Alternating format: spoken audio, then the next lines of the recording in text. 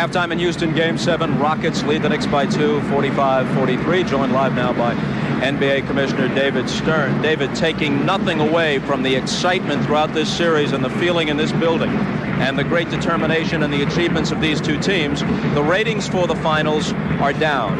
And many people feel that if this style of play becomes dominant in the NBA, the league will lose some of the elements that led to its popularity. Do you share that concern? No, I think there's an ebb and flow, Bob. A decade ago, people were saying that we had to change the rules because there was too much scoring, no one played defense, we should have the zone come in. Now there's just a lot of defense being played. We will be looking into maybe tightening up some of the calls, but Charles Oakley doesn't have to apologize for not being Michael Jordan. He's out there hustling, and he's an all-star, and that's a lovely kind of play in its own way, watching players hustle the way these two teams are.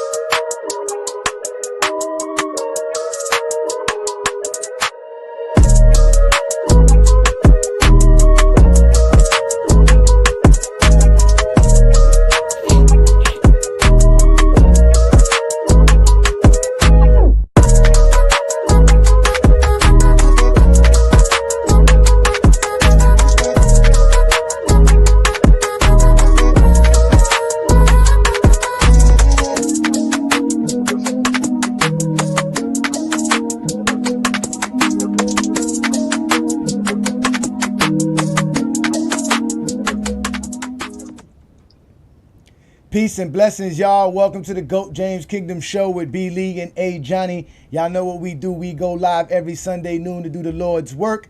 And we here again for the last Sunday of the 2024 year. So shout out to everybody who's already in the comments and everybody who's already a subscriber to the channel. Y'all make sure to hit that like button. Also check out the GOAT James Kingdom membership, because you guys know what we do here in GOAT James Kingdom. We attack the GOAT debate week in and week out. This week we're going to discuss the actual fact that has the NFL taken over Christmas Day. As we know, the NFL has 65 million viewers on Christmas Day on Netflix watching the two games that were available on the actual Netflix platform. So we're going to discuss, is it truly over for the NBA due to the fact that now the NFL has taken over Christmas Day? And is the NBA in trouble with all of the low ratings conversation being spoken about? So we're here as usual with our normal panel. You got me, A Johnny the Exposer. We got B Lee, the sports analyst, in the building. Obviously, T Perfect is at the bottom. Shout out to T Perfect. We're going to have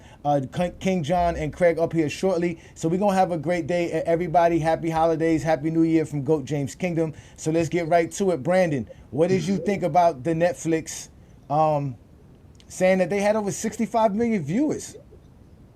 It's crazy. When I saw that number, I was like, wow. People really tuned in that much to watch the Chiefs and the Ravens play. But, the NFL is a big platform. It's mainly U.S. based, and the NBA is global.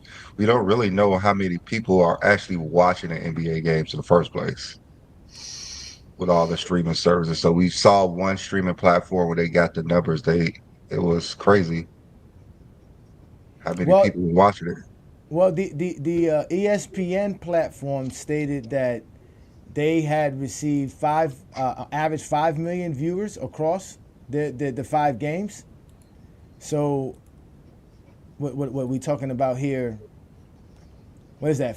5 million viewers. So that's what, a total of 25 million people in total. If they're saying 5 million, about 26, 27 million people watching the game on ESPN platforms, ABC platforms. But that doesn't trump 65 million. 65 million. It doesn't at all. And the crazy part is 65 million is like half the Super Bowl. Don't the Super Bowl do like 100 million to 120 million, 130 million people?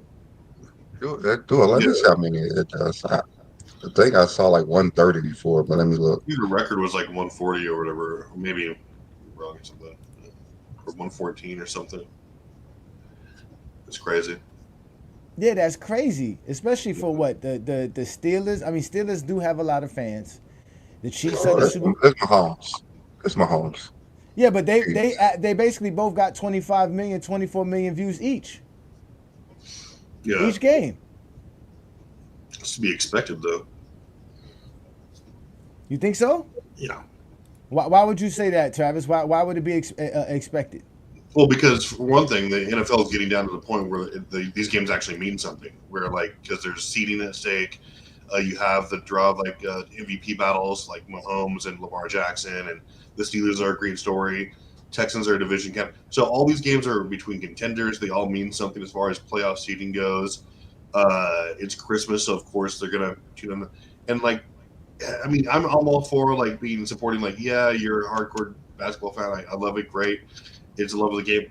But when people are, the average fan is not going to be like, oh my God, we have to tune in to, whatever it was, like Phoenix, Denver, or whoever is playing, and be like, we have to watch all these. These are important games. I mean, yeah, every game's important, when you're trying to contend, but they don't hold account to people know that these are do or die games. And for the NBA, you're just kind of slogging through the season up until the last 20, 15, 20 games, and then you start to garner a little bit of your attention back, because then it's where seedings come into play, and that's just not where the NBA is at right now. It's just the doldrums of not even midway point right now. That makes sense. But LeBron and Steph was playing. They only had 7.7 million views, so you would expect that game to just double or triple the other games. Why? I mean, it's LeBron and Steph. What They're are the most it's popular. them, what are they playing for? Nothing. They're 6, 7 seeds, right? It's not like they're in the finals and it's winner take all. I mean, I get it. They're a draw still, but I think their best days of commanding huge audiences in the middle of the season are there's no reason.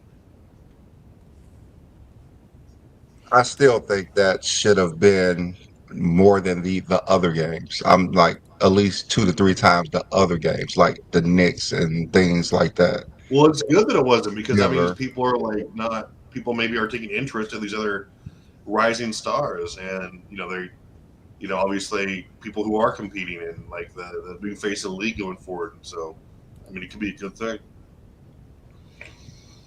Yeah.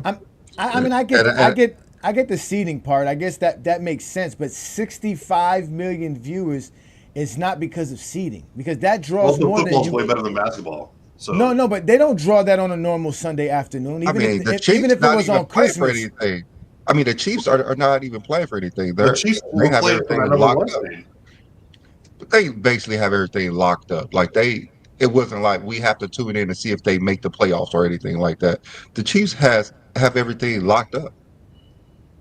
Well, they do now. I mean, you don't see no highlights from the games, right? Nobody's talking about the games, but obviously 65 million people watched it, because like Serge just said, the Netflix is a very big platform, and that's going to be very that's going to be the point of today's discussion when we're talking about the actual where you're able to watch this, the accessibility to all of this stuff. So shout out to Craig and King John for joining us. We're talking about how the NFL got over 65 million viewers for their Christmas Day slate for those 2 games, and basically have they taken it over the Christmas Day games, because we all know that's NBA games. And also, Jake Paul and Mike Tyson got 60 million views. So Netflix, they have a lot of people on their platform, I'm guessing. They kind of do. It's easier to get Netflix than it is to get any other platform. All you need is a cell phone and a plan. You can get it for free. Get it for free, or it's $7 for a basic plan. Nah, it's $10 now. Nah, it's more than that now. It's closer to 20, depending on how many. Yeah, it's more than what you have now, but it's still cheaper than cable. The only reason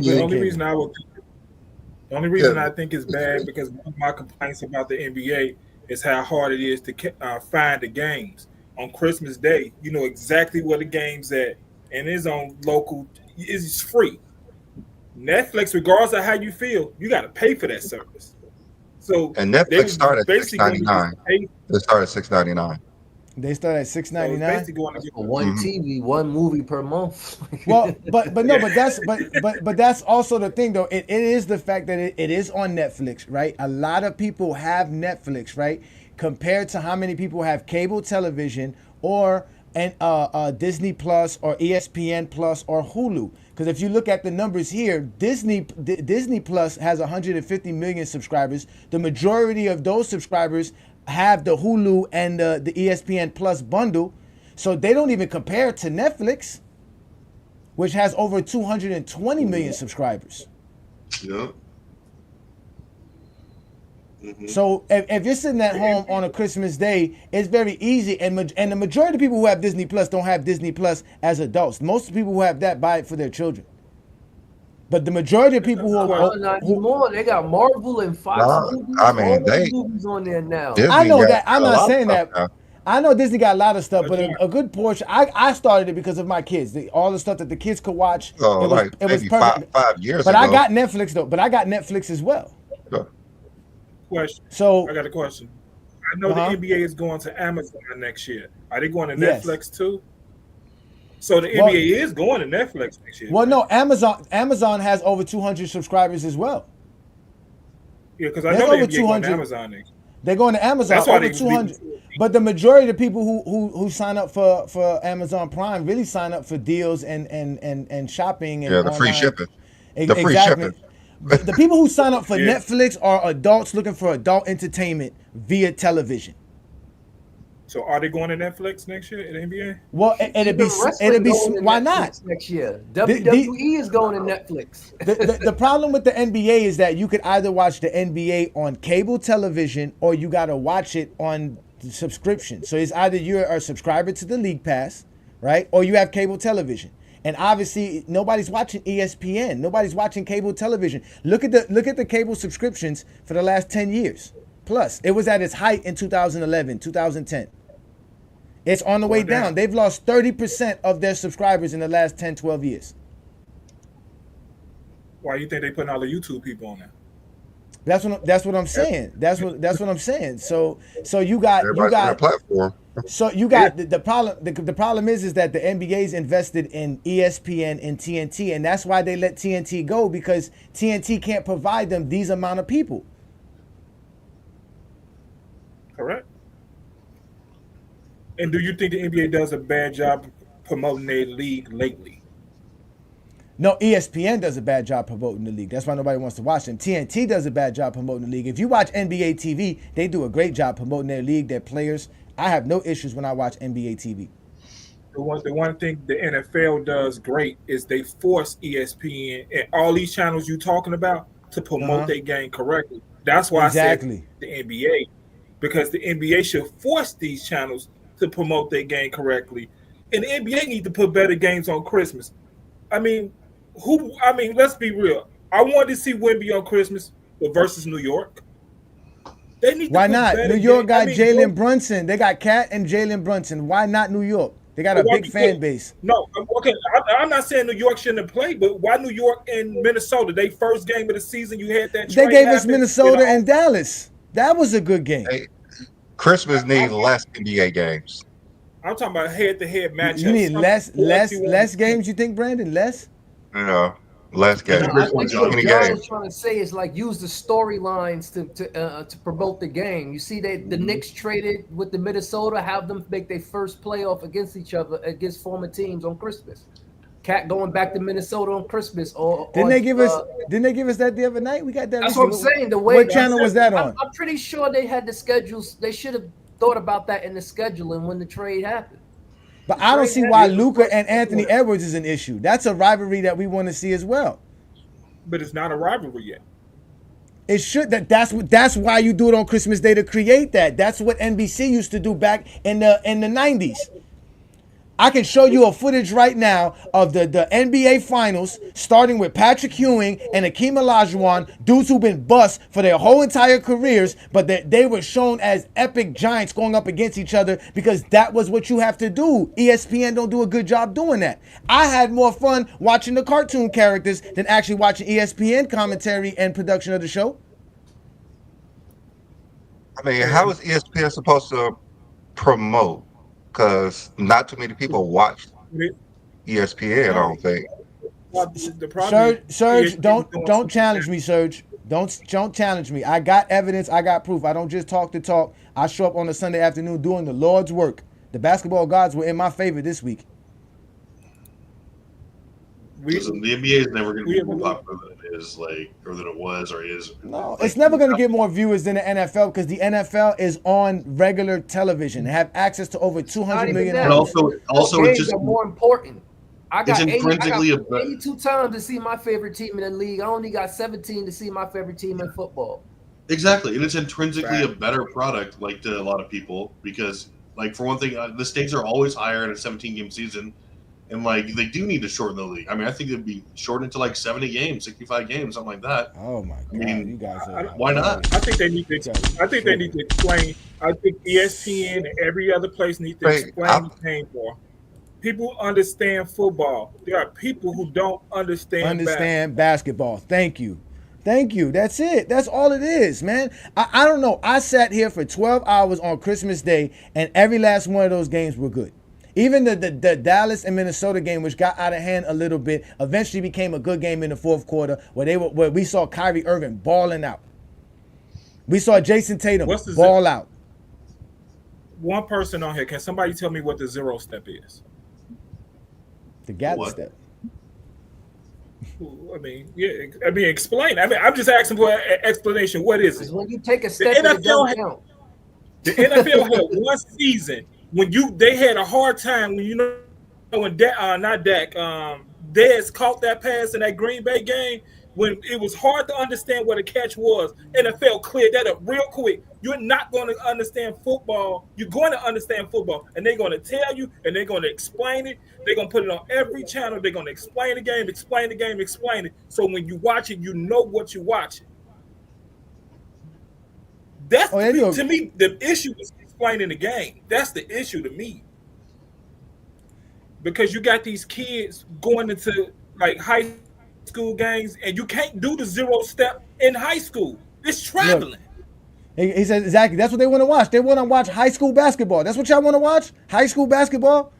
That's what y'all want to watch. Y'all want to go back to watching 40 years ago where Dominique Wilkins does a legal Euro step and they call it a travel because the referees can't do it. The gather step was created so that referees can actually judge the game better.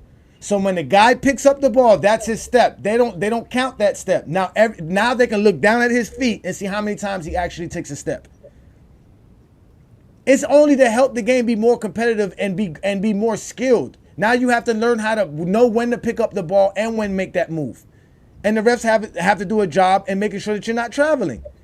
And they do a good job of it. I don't know why y'all get mad. They call travel all the time. I just showed y'all the play just the other night of Akeem Olajuwon traveling. He didn't even put the ball on the ground because he was so scared to put the ball on the ground. He couldn't dribble. So he traveled. Yeah, but I believe ESPN, Fox Sports, they do a terrible job explaining the game to.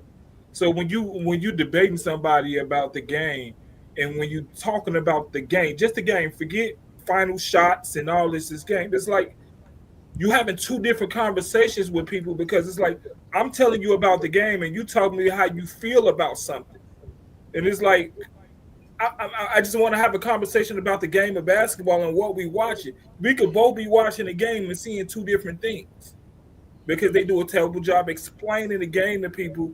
And I'm watching it. I talk to people all the time. They don't understand the game like they understand football. No, that's true. Football fans are definitely smarter than NBA fans. That is a fact. Because there's a lot of casuals that watch basketball. Yeah. A lot of dudes that only watch the game for their favorite player. Fans. Why would I sit here and watch a 2-hour basketball game where 5 minutes later I can get a 10-minute highlight and know everything like I watched a 2-hour game?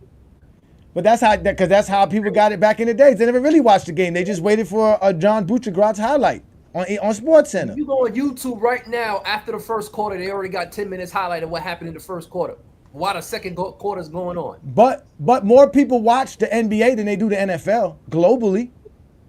That's a fact. That's a fact. That's a fact. The NBA has way much more fans than the NFL does. That's a fact. That's why. Yeah, that's why they're trying to force feed their game. All the top players is. Again, more people watch the NBA. We just saw Christmas Day special because you only could watch it on either if you had cable, right? But they had the games on regular ABC, so you should have been able to watch it on Yes. ABC as well. But like I tell people, majority of people have Netflix. So if you're at your family function on a Christmas Day and grandpa's coming over, uncle's coming over, daddy's home, whatever, you're going to put on Netflix and put on the Chiefs game. And you're going to put that over the Knicks versus Minnesota. The NFL is grimy, though, for that, though. They should have never did that, though. The NFL knows goddamn well that Christmas belongs to the NBA. Last week, Brandon Is it made not no me. more?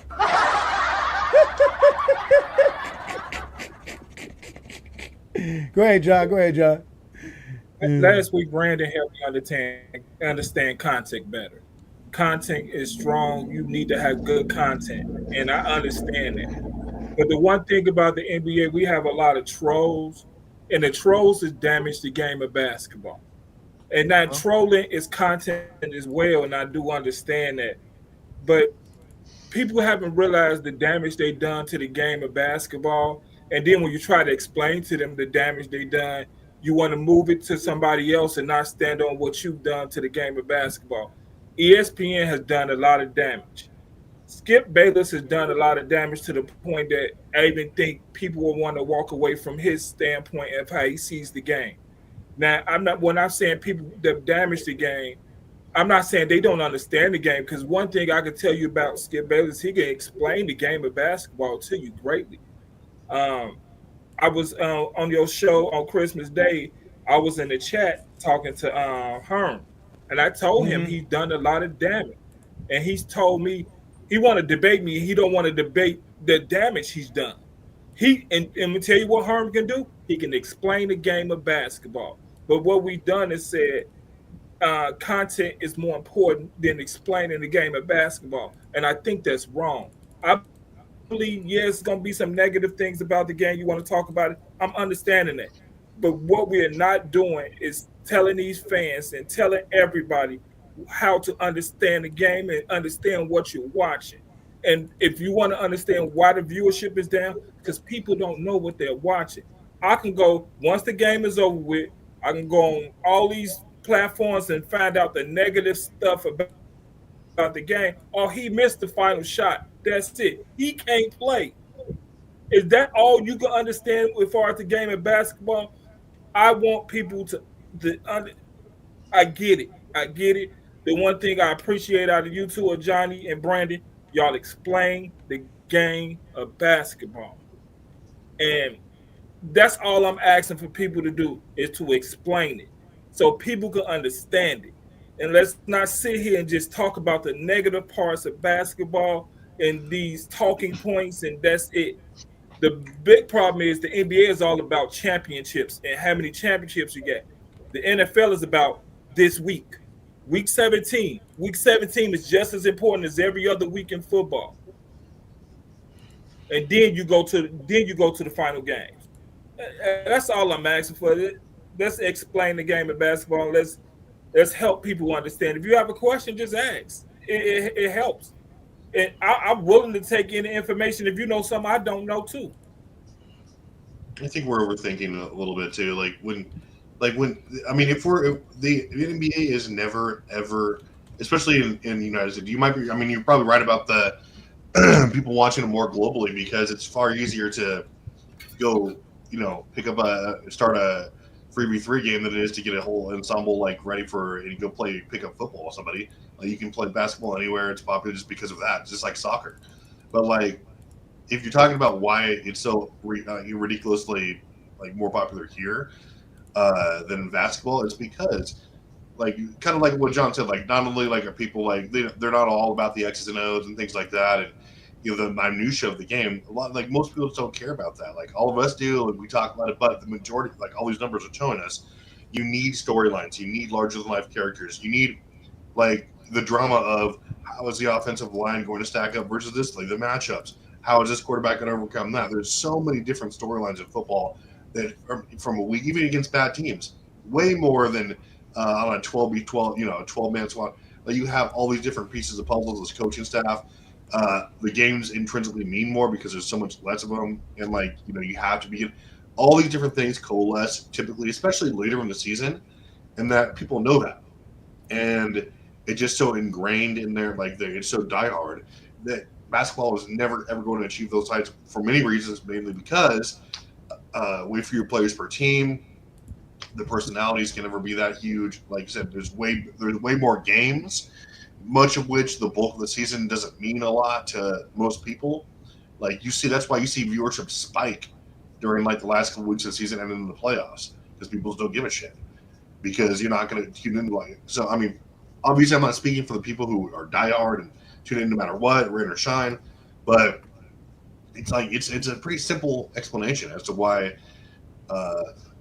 they're never ever going to beat the NFL. And I mean, we shouldn't be really surprised. They already have beaten the NFL. They have a global audience the NFL does not have. On a Sunday afternoon, how does it? You don't care about that because you don't live in Asia. You don't live in Africa. You don't live in South America. They care about it. They can't watch the Kansas City Chiefs on a Sunday afternoon because they don't have ABC. They don't have Fox. They don't have CBS. They can't watch those games. So yeah, in America, football is going to be more popular because for some reason football knows how to tell you football is great. The football product has been horrible. The same stuff that they throw on the NBA about being soft and the gameplay this and that. That's what the NFL is. The NFL is completely horrible. They changed the whole entire league. You can't even hit nobody. You can't even play defense in the NFL. Y'all talk about not being able to play defense in basketball. Not horrible. What are you talking about? How's the NFL horrible? It is horrible compared to how it was back in the days. Because you can't just hurt people anymore. You actually have to tackle people and not blindside hit them anymore. They made the game safer. So then the greatest player of all time, Lawrence Taylor, would never be able to play in today's NFL. He would be able. He just have to tackle like everybody. No, he wouldn't. He would not be able to play because he would cannot play. He cannot play to do the same things. He would not be able to do the same things. He would not be able to get the sacks he got and do. He would have got fined. Even he said it himself. I would have got fined plenty of times. He would have got fined plenty of times. He hit the quarterbacks over the head. Deacon Jones used to smack offensive linemen over the head, bro. He could just tackle. That was football. That's the whole point. That was football. That's the whole point. That was football. What you see right now is all pretty. Just be fast. You can be Tyreek Hill. Just run. Nobody can touch you. No, nothing. Just run, and I'm going to throw you the ball down the field. Johnny, what I agree with you is that they couldn't catch him anyways. Don't tell me I just be saying stuff. I'm not an NFL fan, so I can say this stuff. I don't watch it, but I'm not exactly. Exactly. So you can tell me that I'm not a fan of the game. I don't watch football. I don't care to watch football. But it's different than y'all. I don't. Y'all sit here and tell us that basketball is horrible. But you want to watch it. But you want to watch it. He don't watch the NFL. Who doesn't watch the Super Bowl? Everybody watches the Super Bowl. Over 100 million Americans are watching the Super Bowl. I'm not telling you I don't watch the Super Bowl. I just don't watch football. Which game is worse, the Pro Bowl or the NBA? Your Niners must be trash this season. The Pro Bowl's been horrible. Come on, but the whole Pro Bowl's been horrible. Ain't nobody watch the Pro Bowl. Don't care about the Pro Bowl. The Pro Bowl's so bad that they play flag football now. It's literally, it's literally flag football. And they complaining about the All-Star game? Yeah, the football literally went to flag football. Oh, come on, man. Now, granted, if football fans still like football, that's fine with me. That's them. But me as an NBA fan, don't come telling me the product is bad when I'm watching Christmas Day games and I was enjoyed and I was entertained. When I'm enjoying my basketball programs left and right, because I know what basketball is. I like the way they're doing the thing. NBA has always evolved because basketball has always been. We don't want to go back to the 50s basketball, the same way y'all don't want to go back to the 1980s football, where you had wide receivers in 3-point stance. The same reason you don't want to go back to 1980s basketball either. Huh? That's what I'm saying. Yeah, I know. No, but they didn't do that in the 90s. We all know that. We all know they weren't doing that, Brent. They were not just tackling. To hurt people. They were not skilled back then. They were just skilled back then. Football players were skilled back then. You still had guys who could throw, guys who could run, guys who can tackle. They just took away the physicality of football. You had the same thing in the 80s. No. Today's game is skilled. No, exactly. That's what it wasn't about physicality. The NBA was not. The NBA was not physical in the '80s. It was basketball. It was a different brand because the skill level that they had. That's all. Okay, Ain't you nothing wrong talking with shit that. about the NFL, but then I'm what just is the saying. NBA is different. Exactly. It is different because the NBA is more skilled. Football's not more skilled. It's The not. NFL is very skilled. Those players are very skilled. It's the only league that doesn't evolve skill-wise over time for some reason. What Unbelievable. skill?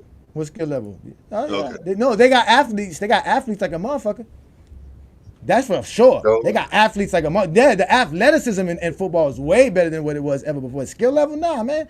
Them dudes can't do nothing, man. There's no cornerback that got the skill level of a Deion Sanders to understand what he has to go through and what he has to do on a night. Come on, man. We don't have to hear that. He has to let the receiver run. Can't do shit. That don't even make any sense. It does. Don't even It makes a any lot of sense. sense. It makes So a you're lot of saying sense. that the 80 players cannot play the defense the same way, but it got better. The 80s NFL cannot play the defense the same way, but it got worse. Do you see? What you mean? You see how that don't make any sense? No, I don't know. When did I say anything You about the realize how that defense? doesn't make any sense? When have I said that the NFL, the NBA took away defense? The NBA didn't take away no defense. You can still play You defense in just today's said NBA. Lawrence Taylor couldn't play today. Yes, because they took away the physicality. They didn't take away physicality in basketball. That's a lie.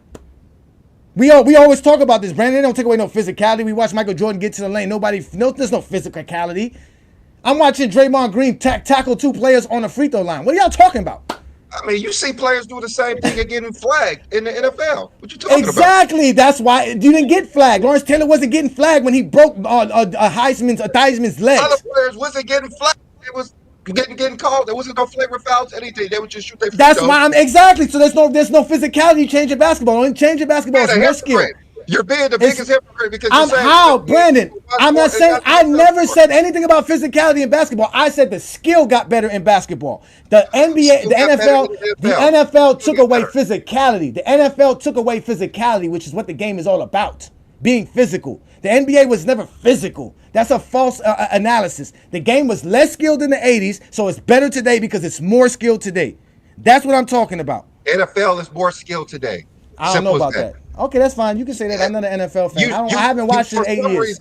For some reason, the NFL has not got more skill, but the NBA has. Every sport got more skill, but the NFL. Is that what you're saying? Yes. You sound like those idiot Jordan fans who say the same damn things. How 80s and 90s were better than today, and they're more skilled. Oh yeah, players are more skilled today in the NFL. Yeah, 80s and 90s Players and 2000s football was better for sure. They're more skilled in the NFL. I don't know about that. Yes, 100%. They're bigger, faster, and more skilled. Yes, they are. I don't know about that. I don't know about that. Barry Sanders was running laps around everybody. They're more athletic. That I give you. Barry Sanders would not run laps around. Yeah, because they're more athletic today. That's athleticism. That has nothing to do with skill. That's athleticism. Has a lot to do with skill. Has a lot to do with skill. How? When you can't even tackle the same way. You can't even tackle the same way. Brandon, you had to tackle. You can't tackle the same way. You can't. You take them down to the ground. You just cannot try to. Again, that's what football was about. You showed up on the football field, you got your head taken off. That's how basketball was about. You go to the hole and you could tackle somebody out the air. You have to be more skilled. They don't do that no more. To be able to play defense now without getting flagged, you have to be able to. They don't tackle people out the air. We don't see that today in NBA. They just get fined for it.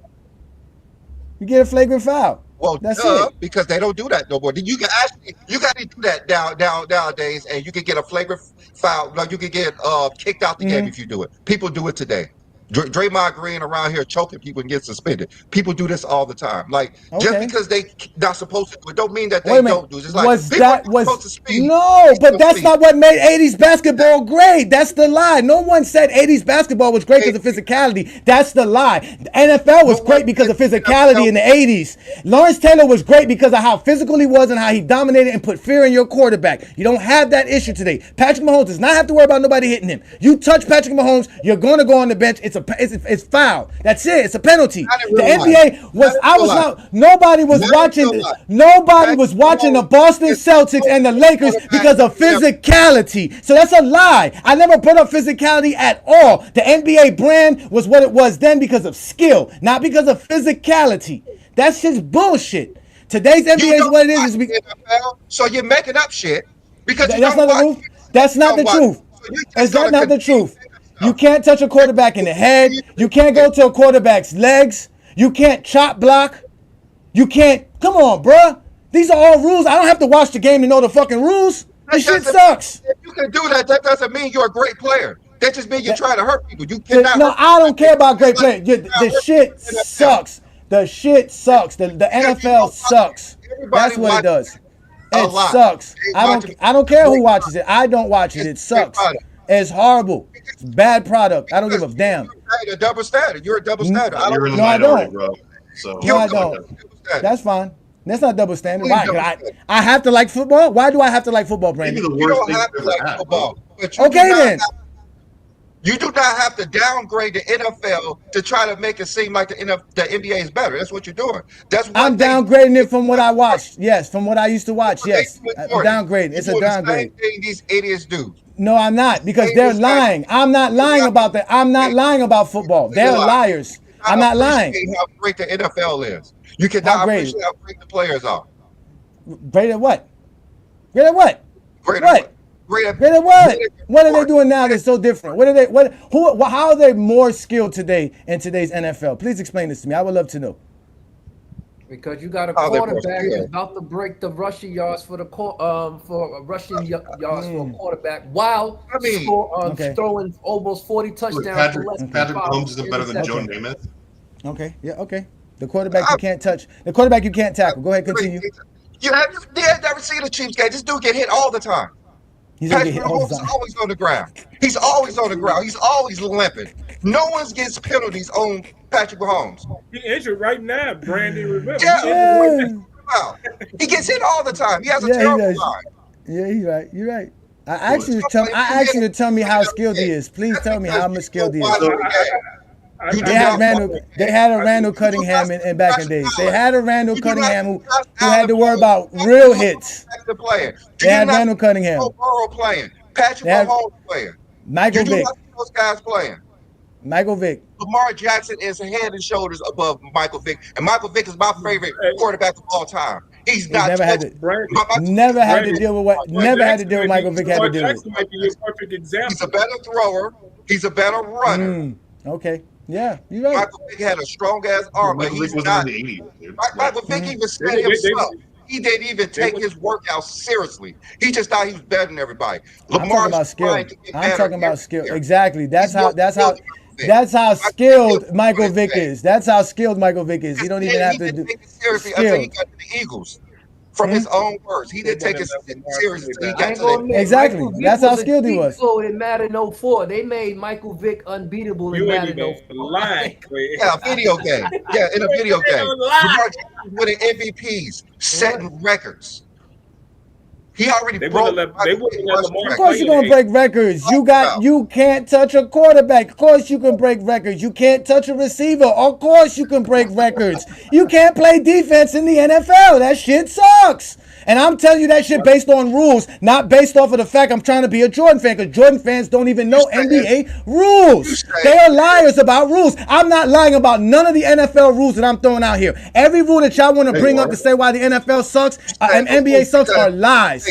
Hand checking existed in the 80s. You couldn't do that. You fouled somebody, it was a foul. You swipe somebody on the arm. I had somebody show up on Friday night and try to act like you can swipe somebody on the arm in the 90s and the 80s and not get a foul call, and they're going to call it in today's NBA. They call fouls. Fouls have always been called in the NBA. The only thing that is different is skill level. The skill level got better. We got better. Shaq was so dominant skill-wise and athletic-wise that they had to change rules to let them play zone defense. There's a difference. There was no rule other than saying we need to have Brady and Manning on the field so we can't let nobody knock them out the fucking game. That's bullshit. Oh, we need to let wide receivers run up the field and nobody can touch them because Marshall Faulk got dummied up against the Patriots because he couldn't get out of the backfield because they were dummying him up like real football was. That was what the game was about. Physicality. You had to play against defense. Everybody is out there rushing for 100+ yards every game. Is that really what you think? I didn't say that. I didn't say that. I'm saying that in the NFL, there was at one point in time, if the ball wasn't coming your way, I can light your ass up. You can't do that today. There was a point in time. There was a point in time in the NFL. A wide receiver thought twice about going across the middle because, ladies and gentlemen, there were hitters, safeties, linebackers are losing money based off playing defense. That's bullshit. I don't see Herb Jones losing money because he plays defense.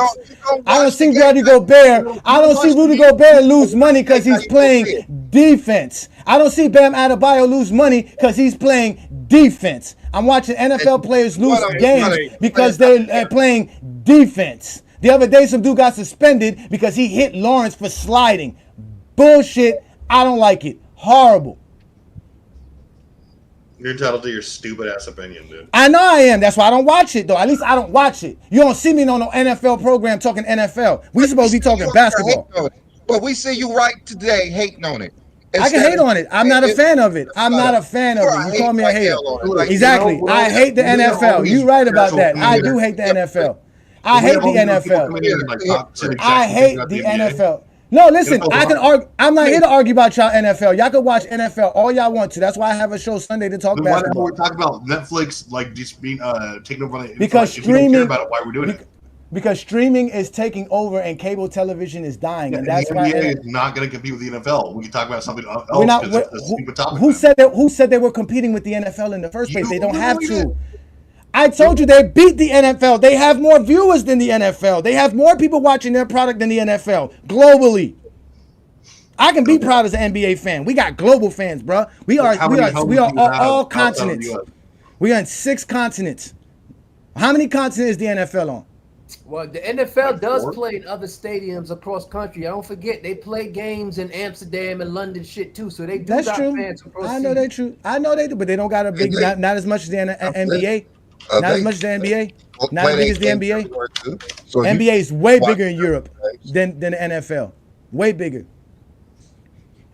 They be playing in them 100,000 fan stadiums. Don't get it twisted now. No, I got you. Listen, I got you. Listen, the NFL is the NFL. I'm never gonna come to the NFL page and talk shit. The NFL's continuing to grow. You ain't gonna come on and talk. The cable. Shit about the NFL. The cable television is dying, and that's the problem. Yeah, cable TV is dying.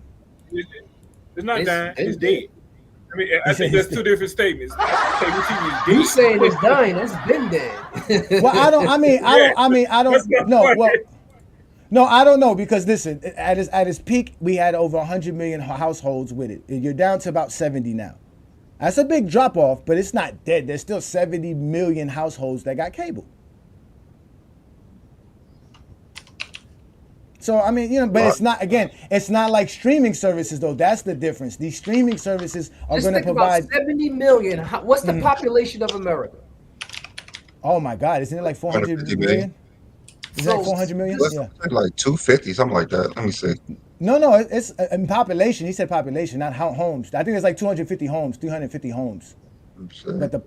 But the population is like 400 mil. Because you got to think, streaming is, you can have Netflix on your phone. You can't have cable on your phone. 335 mil Americans? Mm-hmm. Okay. All right. Yeah. And 220 million subscribers compared to subscribers. Yeah, but that's also that's crazy. But that's probably globally. It's worldwide. Yeah, that's worldwide. That's worldwide. So that's the point. You can go. Cable's not worldwide. So that's why the NBA declined TNT's offer, even though they matched Amazon, because Amazon can provide global coverage of the NBA. Better than TNT. TNT only has 70 million viewers at max that can go on that. What streaming services does TNT have? What TNT has no streaming service. At least ESPN, ABC has Disney Plus, and they have Hulu.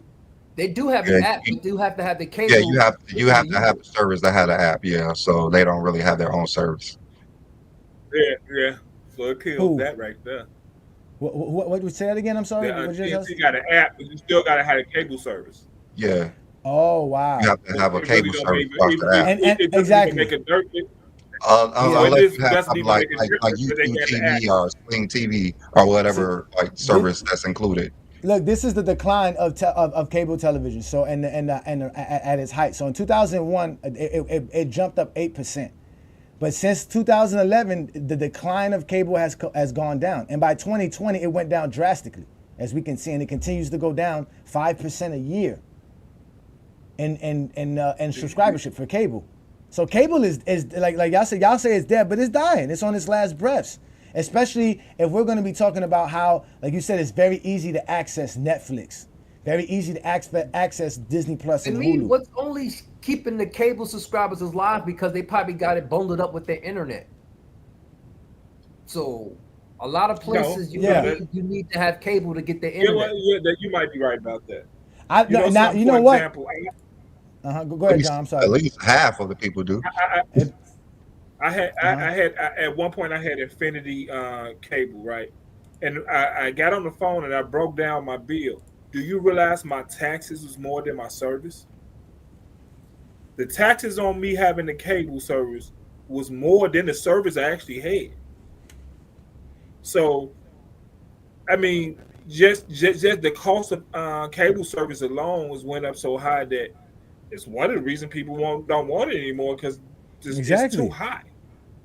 Yep. Listen, I spend about $100 on internet, right? And some people tell me that's too much, right? That's about average. That's about average. That's what I'm saying. I spend about $100, right? Netflix and Disney Plus, right, which comes as a bundle with ESPN Plus and Hulu, cost me less than, I think, like $40, like 45, less than $50. So for $150, I got Netflix, I got Hulu, I got ESPN Plus, and then I got Disney Plus, and then on top of that, I got my Prime membership, which is like $15 a month. So for less than $175, I have, that's what most people have. But if I had cable with the internet, it would easily be over $200, $250 a month, and that would be just for basic cable. I'm not even trying to add the sports channels or the premium channels. You probably won't even have TNT. Or ESPN. That's the thing. You probably wouldn't even have it. But I still don't have it. I still don't have ESPN, and I still don't have TNT because I don't have cable. And that's the problem with the NBA. They invested in TNT and ESPN. Well, I mean, I have a Fire Stick, and I know how to access it now. Yeah. I'm just saying, but the YouTube TV. Oh, yeah, that's true too. I got YouTube. Oh, yeah, but see, that's another thing too. Yeah, Brandon got YouTube TV, which I don't know how much YouTube TV costs. Brandon, how much is the average YouTube? $75 a month, I believe. And that's cheaper than cable. You better get you a Verizon. You get that $10 a month. That's cheaper than cable. And like Brandon said, he could add other households to it. He added my household to his subscription. Yeah, I got Sling TV, and it's about the same price. No, but I think the difference between Sling TV and YouTube TV is that Sling TV doesn't have local television. YouTube TV has local channels. They don't. You're 100% right. Yeah. So I think that's the difference. It's called Air TV for Sling to get the local channel. So you're 100% right. I don't have those problems. So, Guess what else I got to pay to watch? Guess what else I got to pay to watch? Oh, we got to go to the movie theaters anymore and watch it. I mean, that's another thing too. You got a lot of people like Craig. Like Craig just said, they just watch. You know what I'm saying? Like they watch it, pirate TV wise. Like I told people, just because Napster was a way and LimeWire was how we all got music in the early 2000s, that doesn't mean there wasn't no good music being put out. Doesn't mean there was no good product being put out because the sales of record sales were down. It was just the way we have access to stuff now is differently. And as you can see, more of us access our digital platforms more than we access our television platforms, and including cable television. But Sling TV works just like any other platform. They give you cable channels, and you can watch cable channels live just like you watch cable channels, and they give you your own DVR, but you're only limited to cable channels.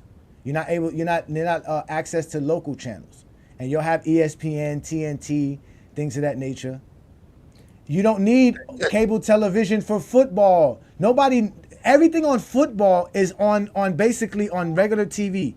NBC is regular TV. CBS is regular TV. Fox is regular TV. The only time you need cable television to watch football is Monday Night Football because of ESPN. But don't they come on ESPN? And you need and Amazon ABC? Prime for Thursday. No, it's just on ESPN. It's not on ABC. Okay, I thought it was on ABC. And they play Prime games on Thursdays. And that's on Prime. And that's why we see no highlights of that. Nobody talks about those games because only people who have Prime can access those games. And you can't screenshot no Prime when you go on Prime and watching Prime on your phone and you try to screenshot it, it blocks you out. So that's why you see no clips, no footages, that's the problem right there. Like you said, you can go to YouTube and get all the highlights of an NBA game and go make your own content. And now that's who everybody's listening to. They're listening to people like us. They're listening to people like Scap Attack and people like Dreamers Pro to get their basketball content information. You don't need that. Football fans go to the NFL Network. The NFL Network is big time. NBA League Pass is not too expensive. It's like, what, $16 a month, 17? NBA League Pass is problem. They have over 100 subscribers. Too bad. 100 million subscribers. It's not too bad. So most people just watch it on there, but that's not included, I don't think, in like the viewership. No, it's not, because you only could watch, what's it called? You only could watch the games on that are not on television and not in your region. So let's just say the ESPN games, right? None of those games were on the League Pass because anytime a game's on ESPN or TNT, because they pay the rights to show the games, they make sure that you have to go to those platforms to watch it. But if it's not, you can watch it on the League Pass, unless it's your regional, because the regional cable channels pay for you to have access to watch the games there. So if I want to watch my Heat, I got to get to FanDuel Sports Network now. That's what's the name of it now. That's just it. But other than that, I can watch any game. Buying up everything. Yeah, but that's only because I live in Miami. If I lived in Atlanta or if I lived in Chicago, I can watch the Heat games, no problem. I'm looking online. They don't have anything about the viewership on the NBA League Pass. And change your location. Yeah, I had looked it up one time and it was like over 100, but it was nothing accurate because the NBA has not really given it out. I had looked it up one time. A billion views in the like last year, but it don't show really much. But that's across all their platforms. That's on the NBA app. The YouTube channel, the highlights and stuff. So it don't really show much. Yeah. But again, the NBA, and that's another thing too. The NBA has more followers social media wise than the NFL as well. Oh yeah, that's easy. I forgot. I think somebody was saying LaMelo Ball has more followers than Patrick Mahomes. Some shit like that. Oh, Bronny James. Well, we know Bronny James does. Bronny James has more than Patrick Mahomes. Yeah. Yeah, but I just bring up people like LaMelo Ball, but this like Paul George supposedly has the same amount of followers or more than Patrick Mahomes. Because he got a podcast. You know, just like you guys were saying, like there's a lot of trolls that hurt the NBA as well. So I know if you're saying something negative about something constantly, people are not going to want to pay attention to it either. So it could be higher for certain things, but just a lot of people downgrading, even the ex-NBA players. But it's a lot of trolls, a lot of their friends say like, yeah, this is trash, and I mean, if for instance Michael Jordan, if he played today, you could say even worse about Jordan, and people would really pay attention to Jordan as much. But in the 80s and 90s, it was different. Yeah, but there was nothing different back then. I just showed you how the league had lower ratings because I'm talking about with like the trolls and stuff, like how because but there's no information on that. That's what I'm saying. They don't know this information. That's the problem. I tell you, the internet made everyone accessible. Social media. Yeah. It's too much. Because all right, Brandon, can you imagine a superstar in today's NBA losing 6 straight times in the first round, finally making the NBA Finals, and there's no negative talk about him? It wouldn't happen today. Can you imagine a player? Can you imagine a player on the New York Knicks drafted to be the #1 guy overall and choke year after year, struggle against Scottie Pippen's Bulls, struggle against Reggie Miller? Right, these are all time. Listen, this is how the NBC. But wait, this is how the NBC promoted these players to us though when they faced each other in the NBA Finals in 1994. Through Good times and bad, Patrick Ewing has been the man in New York. For 9 years, his ability and desire have never diminished. All-star, dream teamer. But still, one precious credential is missing, and he has learned these opportunities are rare. Hakeem Olajuwon's play this year has exhausted all superlatives. Still, the league's MVP knows his individual success was a direct result of team unity. A unity they must depend on to defeat a Ewing-led team, something Hakeem was unable to do once before. 10 years ago, Ewing and Olajuwon met in the NCAA championship game. Hakeem outscored Patrick 15-10 that night. But when the final score was tallied, Ewing and Georgetown had fulfilled their dream. A decade later, the circumstances are different, but each is again on the verge of a championship. The question, whose team will have the skill and not incidentally the heart to ascend to the vacant NBA throne? It begins tonight with this trophy and all it represents at stake. Okay. They do stuff for players like that today. So Well, okay. So No, where they didn't do that. They didn't do that for. They didn't. Hold on, wait. They didn't do that for Wemby versus Cat. They didn't do that for Ant-Man that's not versus the NBA Luka. Finals, though. That was No, the NBA but Finals no, we're but they. talking Oh no, wait, no. I showed the NBA Finals. Narrative for each individual game. No. I got clips of them Narrative. doing this during. I know I got them doing clips of this during a regular NBA game. What are y'all talking about? Like, they used to do this no matter what. That's how NBC promoted the games no matter what it was, because that's what you're supposed to do. Too. Huh? They do that during the games. They promote the game during the game. Oh, yeah. You're talking about prior to the game. That's what you're saying. Like, Yeah, that's what I'm saying. Like, promoting the storyline, the narratives that y'all say, promoting the product. They made Patrick Ewing and Hakeem Olajuwon, two failures at that time, seem like the epitome of what we needed to see and watch. There was no negative talk about them. There was none of They that. had no choice. They couldn't replace them in the finals. What are you talking about? No, again, that has nothing to do with it being the finals. That's just how they promoted the product. They did it on a regular He Sunday literally afternoon. called them losers their whole career. Like, one of them was literally going to said- be a winner and one of them going to remain a loser. That's literally what he said. Literally John, said did you take anything negative from that, John? No, I did. That's what my point. Why y'all be wanting to did, argue bro. with me, Maybe bro? like this is larger than Sometimes life. I be thinking. Sometimes I think y'all just be wanting to argue with me just to argue. That's what y'all want to do, just to argue with me, just to argue. My point is, there was nothing negative presented to you. Even in the idea of failure, they were told that these guys are great, and through persistence, they said, "Bro, listen to it."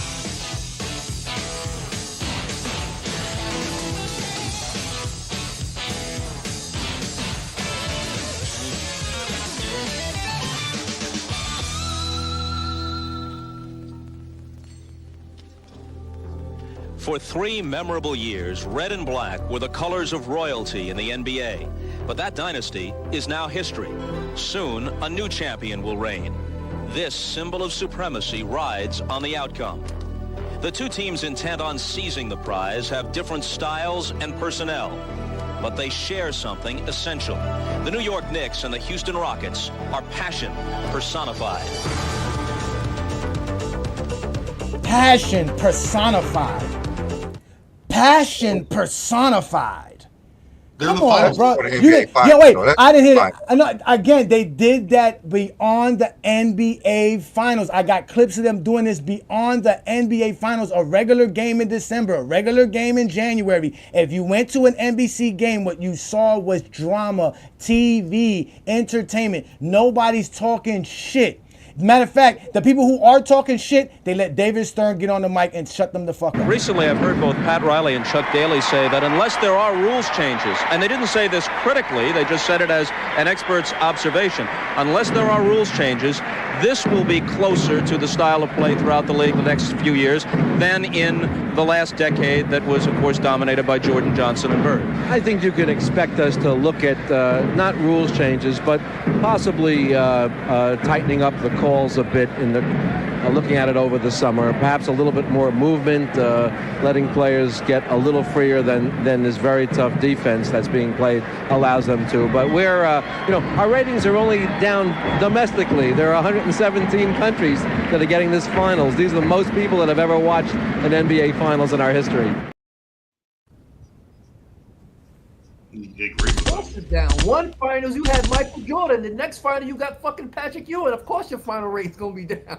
Like, Well, that's because Jordan fans are casuals. Thank you for proving my point. All Jordan fans have been proven all week is that Jordan fans are casuals and only was watching the game because of number 23 in Chicago and never watched the greatness of supposedly Patrick Ewing in the big man era of the 90s. All that bullshit that y'all said that Brandon was trying to blame on me is exactly what I was telling y'all. A bunch of fucking lies because Jordan fans are fucking casuals. Go ahead, Travis. Go ahead. Brennan. NFL.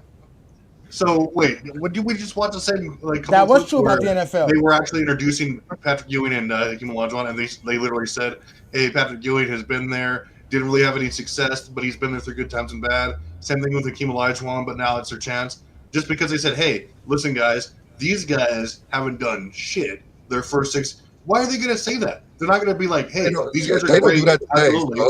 They do that today. What are y'all talking about? They do that today with Luka. They do that today with Ant-Man. Discredit Luka when he made the final last year. They discredit him. Oh wait, they discredit him. They discredited him They discredited him when he started losing in the NBA Finals. They discredited him and started making fun of him after he lost the NBA Finals. Who? Which Luka Doncic. I got clips of making fun of him before he made the finals. No, they were not. They were praising him and hoping him and Kyrie were going to win. And nobody was going for Boston because everybody thought Boston was going to choke. They were talking negative about Jason Tatum and Jaylen Brown, calling them chokers. Nobody was saying that about Patrick Ewing and Hakeem Olajuwon. In fact, let me go get Patrick Ewing's numbers, and we're going to show you how they didn't even make fun of bum-ass Patrick Ewing, who shot 35% in an NBA Finals. Y'all sat here. Y'all really gonna sit here and act like they don't talk negative about NBA players? Hold on. So you're gonna tell us that they did televise that Patrick Ewing was struggling before, but they were saying outside of being televised in the finals? Is that what you're saying? Because why would they televise something and downgrade the players? I don't understand that. Again, that's my perfect question. Why do ESPN and TNT continually downgrade the players when NBC wasn't doing that? That's the point. NBC wasn't doing that. NBC was not downgrading Patrick Ewing. They were not discrediting Patrick Ewing. They were not talking bad about Patrick Ewing, although he was shooting 36% in an NBA Finals game, bruh. Nobody brings this up. Nobody mentions this. Luka Doncic was made fun of. They made fun of Luka Doncic. They made fun of Anthony Edwards when they lost. When Anthony Edwards was supposed to be the next Michael Jordan, they made fun of him as soon as he lost and couldn't get past. Who did they lose to later? The Mavericks. They made fun of this man. This is a nationally syndicated platform here, and what's called Basketball Forever. Look at how they're making fun of him. Because he lost in the playoffs. We didn't see this of Patrick Ewing when he lost. This guy didn't even make the finals, and they were making fun of him. Who was making fun of him?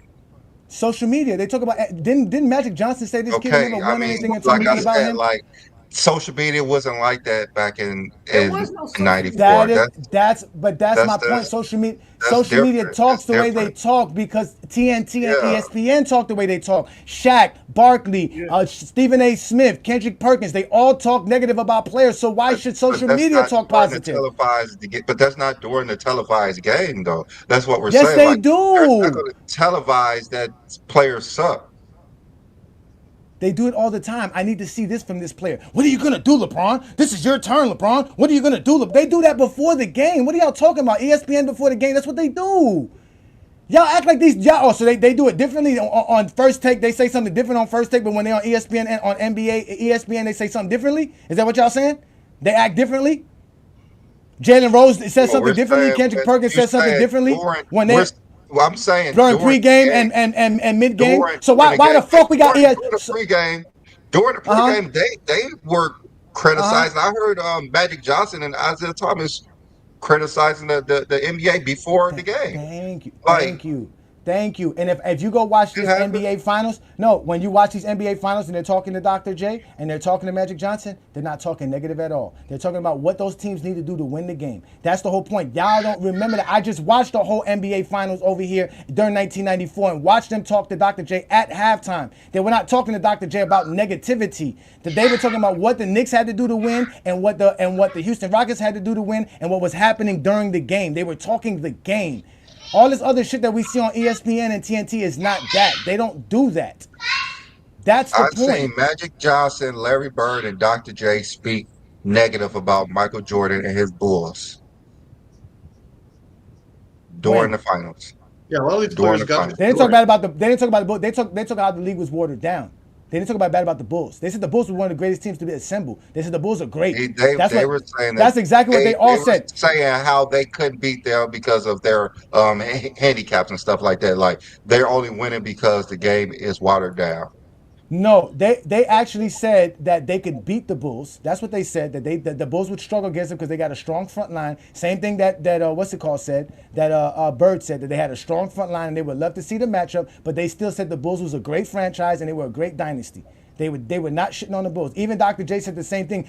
Dr. J era watered down. Yeah, the era was watered down because, again, they were adding bumps to the league. That's not a lie. That's not a lie.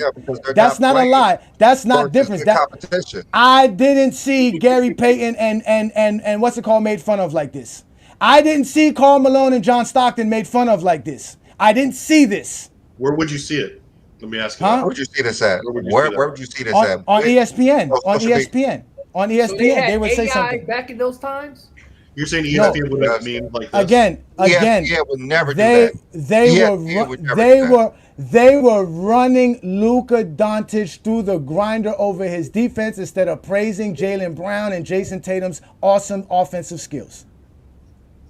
As they should have.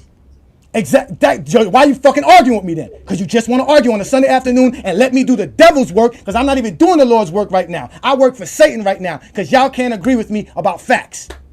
David Stern would kill ESPN if they would do it. Of course they would kill ESPN. He would destroy ESPN. He would never let ESPN talk as reckless as ESPN be talking. He would never let them do that.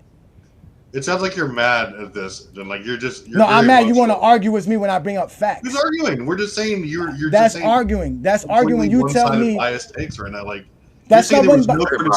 Very, very biased. Not from NBC and ESPN. When you went to ESPN and watched the highlight, even Lamont was talking about this on his live on Christmas on how the actual local paper would make you feel about your team differently. He was showing you articles from back then when the Pacers were getting whooped by the Bulls and how they never described it as the team failing in any kind of way. They always talked about it in a glorious fashion, even in a losing settings.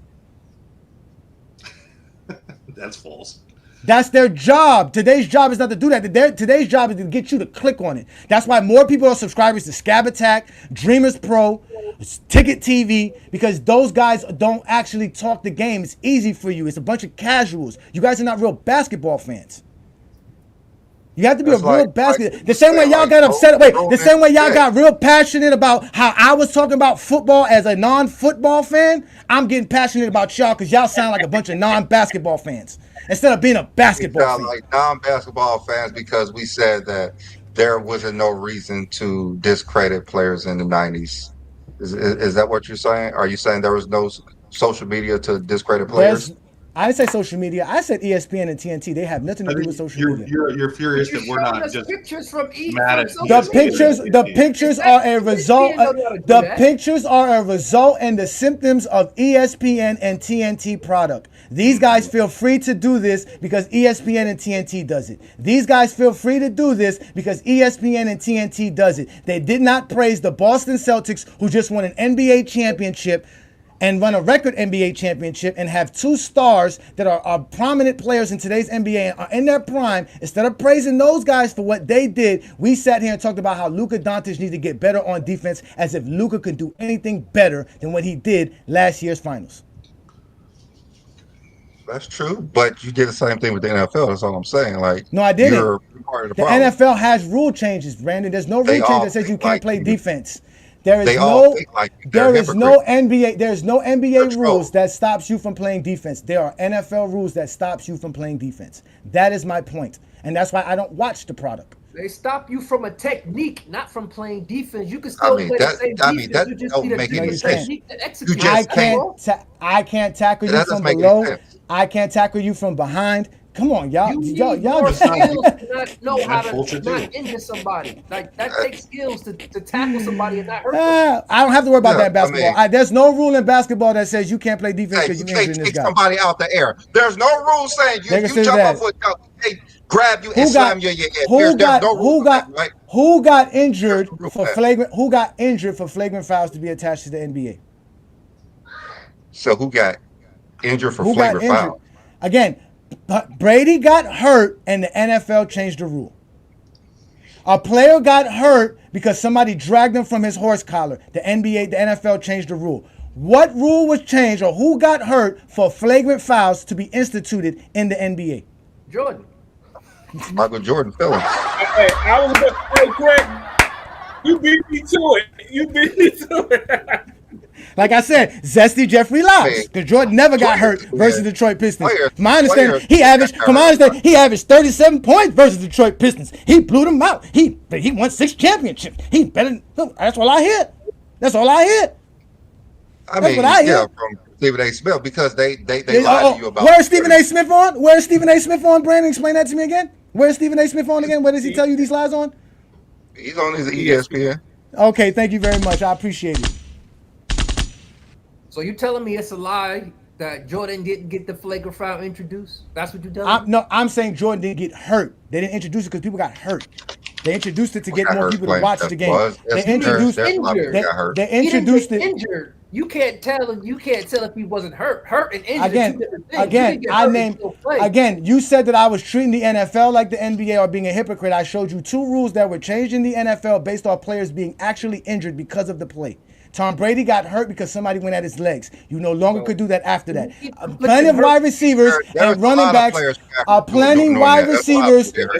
backs got hurt because of horse collar, and they got rid of it and again, they changed rules, like you said, to protect players. I agree with you. You could hit a quarterback when he slid before. You can't do that anymore. Why? Because they got busted in the head doing it as well.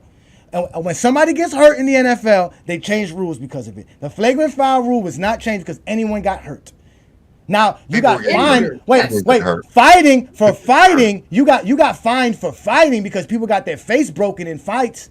That happened. Fans got injured during fights. But again, they were complaining about that throughout sports in the 90s because again, the 90s was a big era for cable television. You can get your product out to more people than anybody before during that span in that era. No, again, I know it was all about dunking. It was all about dunking because no one criticized the dunking. We thought dunking was spectacular, so we wanted to see more dunks. We wanted to see because that. Michael Jordan was soft. That's different. He's the softest NBA player ever. So here is also the commissioner shutting down people who are asking the NBA to become softer. Lastly, these finals for the most part have been played clean and hard. But as you know, there has been a problem over the last couple of months with a perception, and it's not unique to basketball. It's throughout the sports world that there's a tone of trash talking and confrontation and fighting. What, if anything, can be done to cut that back? That's Not easy. the 90s Our fans NBA. have come to depend on us to be the leader here. And next year you'll see that the reduction in violence, which was significant, the reduction this year, is going to be even greater, and we won't disappoint our fans. Our players are great athletes, hustling athletes, and they're not going to be fighting or doing the kinds of things that are going to turn off fans and particularly kids. David, thanks a lot. Sit back and enjoy the second half of Game 7. It's very tense. It is that. The Rockets leading the Knicks by 2. Oh, yeah. So when Travis was a kid, they didn't do nothing, Travis. You got to give David Stern his props. You was a kid in 1994, and you felt so great watching the NBA product because there was going to be no trash talking, no physicality, no fighting. You were going to enjoy the NBA, which you didn't do it because Michael Jordan wasn't playing, so you wasn't watching it at that time. You had to come back in 96 and watch basketball because that's when Jordan showed up again. They don't need the NFL. Don't need Tom Brady. They don't fucking need Peyton Manning. They just give you a Patrick Mahomes. They just give you a Lamar Jackson. They give you their next star, like they're supposed to. No, that I'll give the NFL. That I'll give the NFL. Teams, not of players. There's fans of teams in the NFL. The NBA is fan of players. That's another reason why I don't like it, because they treat their players like shit as well. That's another reason why I don't like them. They treat their players like shit. Fans, no matter who's on the roster. Right now, LeBron James say, I want to get traded from LA. Half of LA is moving to whatever team he's going to. All right, so let's do this. Lakers fans stay. Lakers fans stay. No, not only that. LeBron fans will move to where he goes to. LeBron have the best fans. There's a few fan bases like LA, Boston. Mm-hmm. Who else? I can't believe you spent the last New York. There's 3 in the NFL. New York, Miami. New York. Yeah, Miami got a good fan. Miami. I guess they did the last hour 40 minutes cried about the NFL. Nah, I ain't crying about no NFL. Fuck the NFL. I give fuck the NFL and the NFL fans. I give a fuck about y'all. I give a damn. I watch NBA basketball. And like y'all said, we got real fans over here, because like King John always does, he gives his flowers to LeBron fans, because LeBron fans are true fans and real fans. We don't sit around here and cry about the league. LeBron went from dunking on everybody in 2007 to shooting logo shots in 2024, and we love each and last part of it, because we're real fans of the NBA and real fans of basketball. And King John will give his flowers to guys who are real LeBron James content creators. So here we go with Flowers by King John.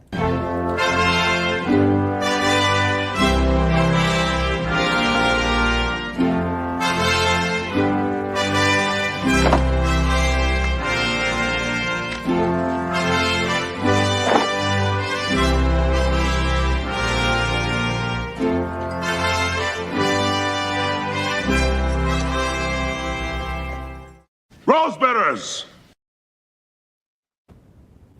How you doing, everybody? This week we're going to promote a Facebook page. The name of the Facebook page is LBJ23. Again, it's LBJ23. This page has 17,000 followers and over 1K likes. And this page was created back in February of this year and already has 17,000 followers. And what that shows me is that LeBron fan base is reaching farther and further with everybody, and a lot of people want to see it. What I like about this page is what it's been doing lately over the past month or two. It's been talking about LeBron's past. It's been promoting LeBron's second year, his jump from his first year to his second year. It's showing how he jumped and the difference in his game. It talked about 2009 and how he really became very dominant in 2009. It talked about 2018. And I'm surprised it really talked about 2020 and had LeBron changed his game and really showed that he is really a point guard. And it also is promoting him now over the past 2 years and how great LeBron is. And what I appreciate about this page is that it talks about LeBron James. It has LeBron as the GOAT, but it doesn't promote LeBron as the GOAT to degrade other players like Michael Jordan or Kobe Bryant or Kareem Abdul-Jabbar. It doesn't degrade them. He talks about LeBron on his page, and that's it. He doesn't degrade anybody to promote LeBron. And that's what I appreciate about this page. It's about LeBron James, and that's it. It talks about his greatness and other things he's done off the court and everything. And sometimes it's hard to find pages like this to promote LeBron and don't have to push somebody else down to promote them. Hey, I want people to go to Facebook. It's called LBJ23. It has 17K followers. And just watch how he promote his things and do everything. Hey, people, go back and watch LeBron in 2004 and see his jump from 20 points a game to 27 points a game. I mean, in today's game, he would have won Most Improved Player. But, hey, he didn't get that award. I should have went back and checked to see who won Most Improved Player that year. I should have done that. But guess what? This is a great page. I want people to go check it out. Hey, he promotes his page greatly. And once again, he doesn't kick people down to promote LeBron. LeBron is the GOAT, and that's what he does. And I want people to continue to watch stuff like this because I pay attention to everything. And guess what? I think we might have a first somebody in the chat next week. Me and him been talking back and forth over the past 2 weeks about his page, and I've been talking to him. So guess what? We might have our first. So again, I want people to go back and check out LBJ23. Again, 17K followers to see how he does his breakdown of LeBron James and his career. Go check it out, people.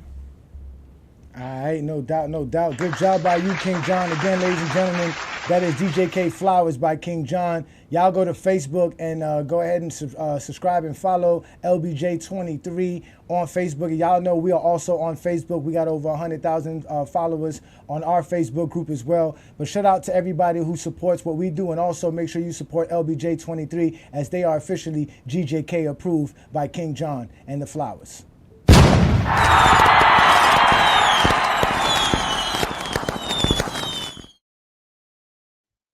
No doubt. That was dope, John. Good job by you. Good job by you.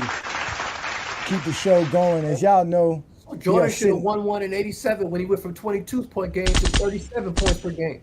Hey. He was injured. You can't give nobody who came off injury no most improved player. Hey, I guess they do that. I give him the 30. I give him the 52 losses. I'm gonna give him the most improved. I give him the 52 losses with only 16 games played. So I'm gonna give him the most improved then. Oh my God! Here you go. Here you go. Did that award even exist then? Giving Jordan awards that don't even exist. Ah man! But either way, so we talking about how the NFL drew over 65 million viewers for their Christmas Day games, and basically have they taken over Christmas Day, which is the NBA's day. LeBron tried to state it was the day for the NBA. They got a good viewership. They got the highest viewership they had since 2019. But it's just not enough. Too many people have Netflix, and too many people are interested in football. As you can see, they ready to kill Johnny talking bad about football on a Sunday afternoon. On top of that, it's a Sunday. And then you got Call of Duty out. You got Call of Duty done came out. I'm finna go get Call of Duty. Oh, I got Call of Duty. It's GTA I'm waiting to come out. GTA's I'm waiting to come out. Yeah, that come out next year. Oh, man. Next year is only a couple of days away, ladies and gentlemen. Happy New Year's. Yeah, it's only a couple of days away, man. We about to have some fun. So let's continue today's program. Again, ladies and gentlemen, this is the GOAT James Kingdom platform. This is the GOAT James Kingdom show with B-League and A. Johnny. We got our normal panelists as usual, T. Perfect, Craig, and King John.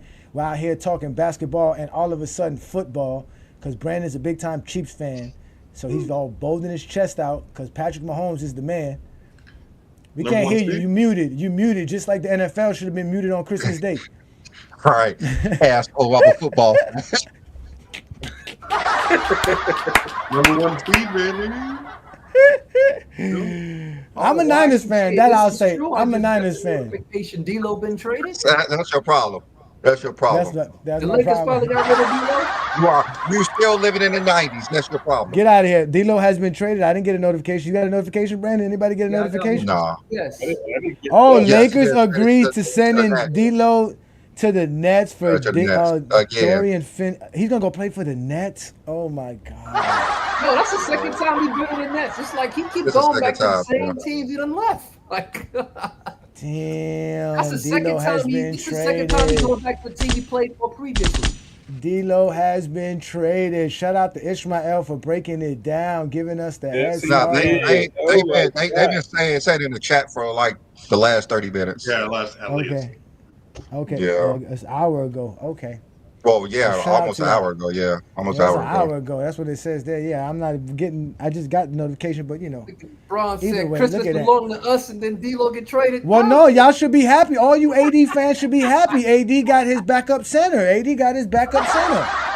Y'all should be happy now. Y'all should be completely happy. What does this do for the Lakers, Brandon? Probably not much. Who knows? So I guess we'll see if they actually play. Every time someone gets traded, they don't really play as well. I was going to say Dorian Smith. I was going to say Dorian Smith. He a wingman. He's 6'7", so yeah, he a wing. I mean, oh wait, no. Hopefully, you sure? Knock down some threes wide open. Yeah, I thought hopefully he knock down some threes open. Because he played for Dallas at first. They got him down as a power forward, but he is 6'7". How long you last? 2 years? 3? 2.5. Okay, he's 6'7". I'm trying to think He's what year did he shooting come. No, hold on, wait. No, because you know on my 43% this year. because on the fantasy team on the fantasy league, he's also listed as a center as well. No, he's a small forward. They got, I mean, on And they ESPN got they a got shooting Mr. guard. Power. Okay. Is there another He Smith? Or says maybe I got shooting another guard. I mean, I don't know why they didn't really get nobody to help him. Smith? They trying. They trying, huh? The Lakers are trying. They See, gave up, they gave up making 3 moves. second-round picks. They got that many? They Yeah, they gave got up some draft second-round picks. You ain't got to worry about that. They got some second-round picks. Yeah, that's all they gave got. up Second draft round picks. picks. They done. So literally, they ain't got no more picks. 3 They got second some round first picks. rounders. That's the next 3 picks. Now they got some first rounders that are available to send out. Yeah, they some got first round, but the second round picks, they just throw those away. Just throw them away. Yeah, they just throw those away. Those don't mean nothing. Damn, that's crazy. That ain't spend Christmas with the Lakers. Now he gonna spend New Year's with the Nets. Oh my He god. probably ain't happy. At least he probably won't come off the bench. Hopefully. He probably Nah, he gonna replace Schroeder. That's why the Nets got him. He gonna replace Schroeder. Yeah, exactly. Now that's who the Lakers should have got. Yeah. So look, yeah, that's what I know. I'm right. That's what I'm saying. They got him on the Lakers now. Dorian Finney-Smith is listed as a small forward, power forward, and a center on Yahoo's Fantasy Sports. And how tall is he? 6'7". 6'7". He's A 6'7". 6'7" center? 6'7", Yeah. 220. Like 6'7", 220. Yeah, he's not gonna play the center. He's not gonna play no center. He's not helping Anthony Just Davis go out. ahead and bring back Dwight Howard. Jeez, just put him back on the team. I've been saying that for so long. Just bring back Dwight. You heard what he said on his podcast? He said he had to work out with the Warriors, but they told him they're looking for a big man that shoot threes. Oh my God. You ain't gonna find that in the open market. Yeah, they got him listed as a power forward. Oh yeah, so he can't help Anthony Davis. Damn. The Nets a are wrap. thinking about releasing Ben Simmons. I've heard some rumblings they might buy out his contract. What They can he do should've- for the Lakers? Nothing. Ben Simmons can't do nothing for anybody. Dorian Finney-Smith has a 7-foot wingspan. That's why they got him listed. That as don't a really center? help. That don't help. He's a big wing. That don't help. He said that don't help. That don't help. They already got too many wings. That's They crazy. need a That's center. crazy. Well, listen, I guess we just got a trade bomb in the NBA. This is why the NBA is great. We get all kind of trades. We get to talk about stuff like this. We don't get that. None of y'all sitting here talking about what happened on Christmas Day. Nobody cared. Those 2 games were a dud. Nobody care about no NFL games on no Christmas Day unless it's on Sunday. Okay, maybe on Monday. You can have Monday Night Football Christmas. That'd be nice.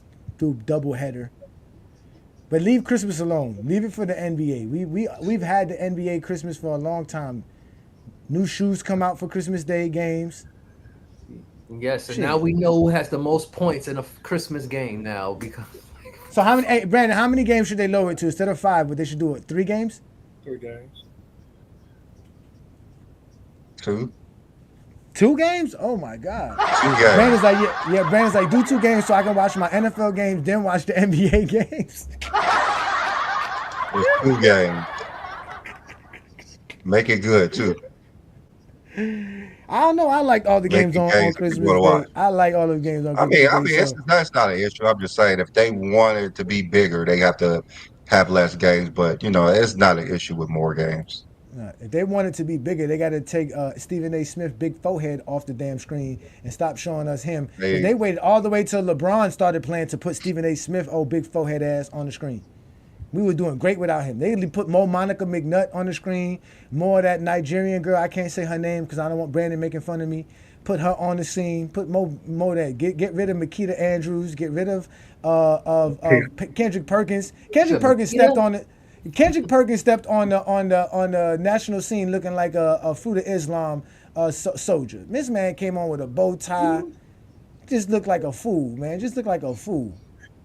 Shouldn't have none. Kendrick Perkins been saying some pretty stupid stuff lately. He literally told LeBron he should show up to actually watch his son play basketball. You should Lately, just take the lately word off of it. Hey, Brandon, take the lately off word off of it. Okay. Lately. Everything else. Listen, Cause we already know. Cause we already know he got a bunch of bad takes, and if you got bad takes, we know Travis is gonna take care of you with the chat bomb by T. Perfect.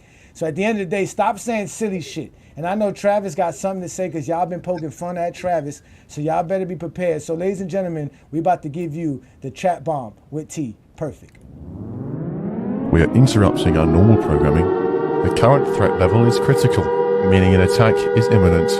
Civilians are advised to remain indoors. In some urban areas, evacuations are taking place. If you're in one of these areas, police will help you to safety. Follow their orders without question. You should remain indoors until you are told otherwise. You should now prepare for a nuclear strike. You will not be able to leave your location for 14 days after the strike.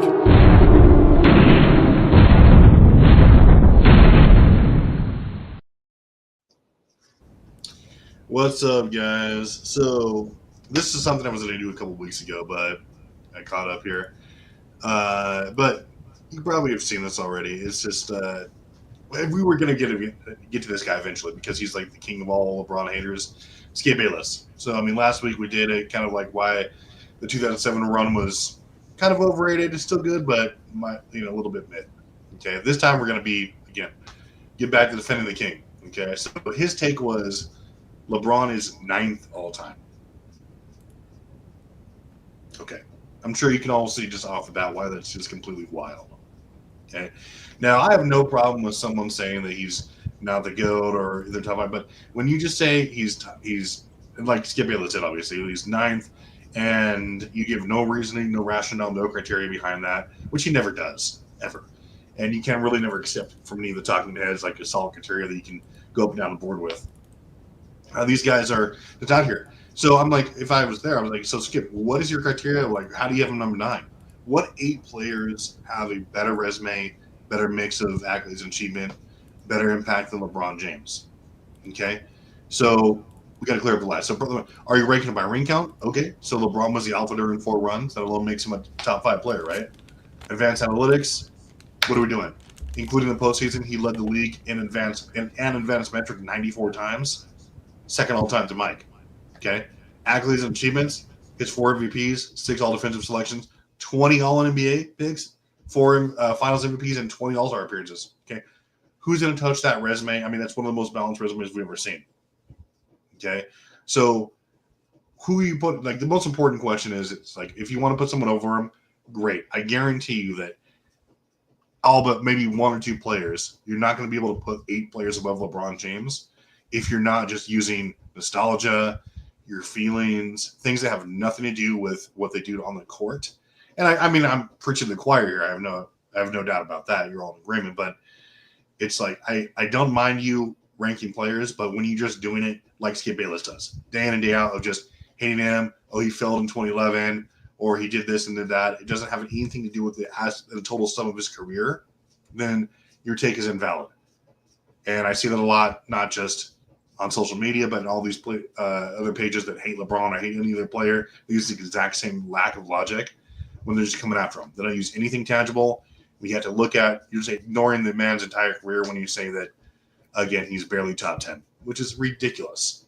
Anyway, not really spend too much time on that because I think it was just a lowbrow take that we got out of the way, not a lot of time harbored. But again, question of the day, and I might as well just say Adrian Knight's question of the day. Okay, because we're not going to we want more competition for this man. Okay, don't let him just bully you, which is what he's doing. Okay, so Adrian Knight says, what would I change about today's NBA? I think the NBA is in a great place, but I mean, if I wanted to change anything to maybe stoke a little bit more interest, I would say possibly that. I mean, I might look into lowering the games, maybe down to 70. So I mean, just to trim the bulk down to where the stakes are, a little bit higher. We can maybe prop up the matchups from team to team. Maybe so the game's a little bit more spaced out, a little bit more time to hype up the games from time to time. If there's a couple days in between, kind of like the NFL, you get hype messages from the NFL page about every team. It's all broken down, all the games, so it's like an event. That's the only thing I would do. I mean, but otherwise, like they're still very popular. I don't think it's in a bad place, but I might look to trim a little bit of that. But we'll see. Anyway, that's it for today, and we'll get back at it next week. All right, no doubt, no doubt. Shout out to you, T Perfect, always going at these fools who say something crazy. So when you out here saying something silly on social media, be careful because Travis is all over the place. He's on Facebook, he is on Twitter, he is on YouTube, and he'll definitely check you for saying something silly. So ladies and gentlemen, that was the chat bomb by T Perfect. Thank you so much, T Perfect, for that. That was a great job by you. So we'll get back to today's program, and we got the link up for anybody who wants to join us. But we'll get to y'all very shortly. Brain dead to say LeBron is anything lower than 2, in my opinion. Tell it to Bayless, man. Like, it's the worst.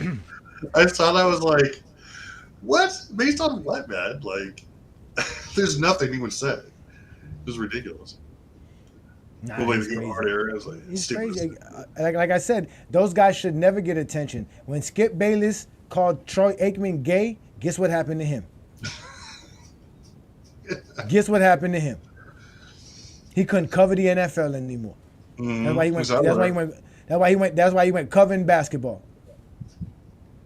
Because you can't be out here saying silly shit. Unless it's about LeBron. Unless it's about LeBron.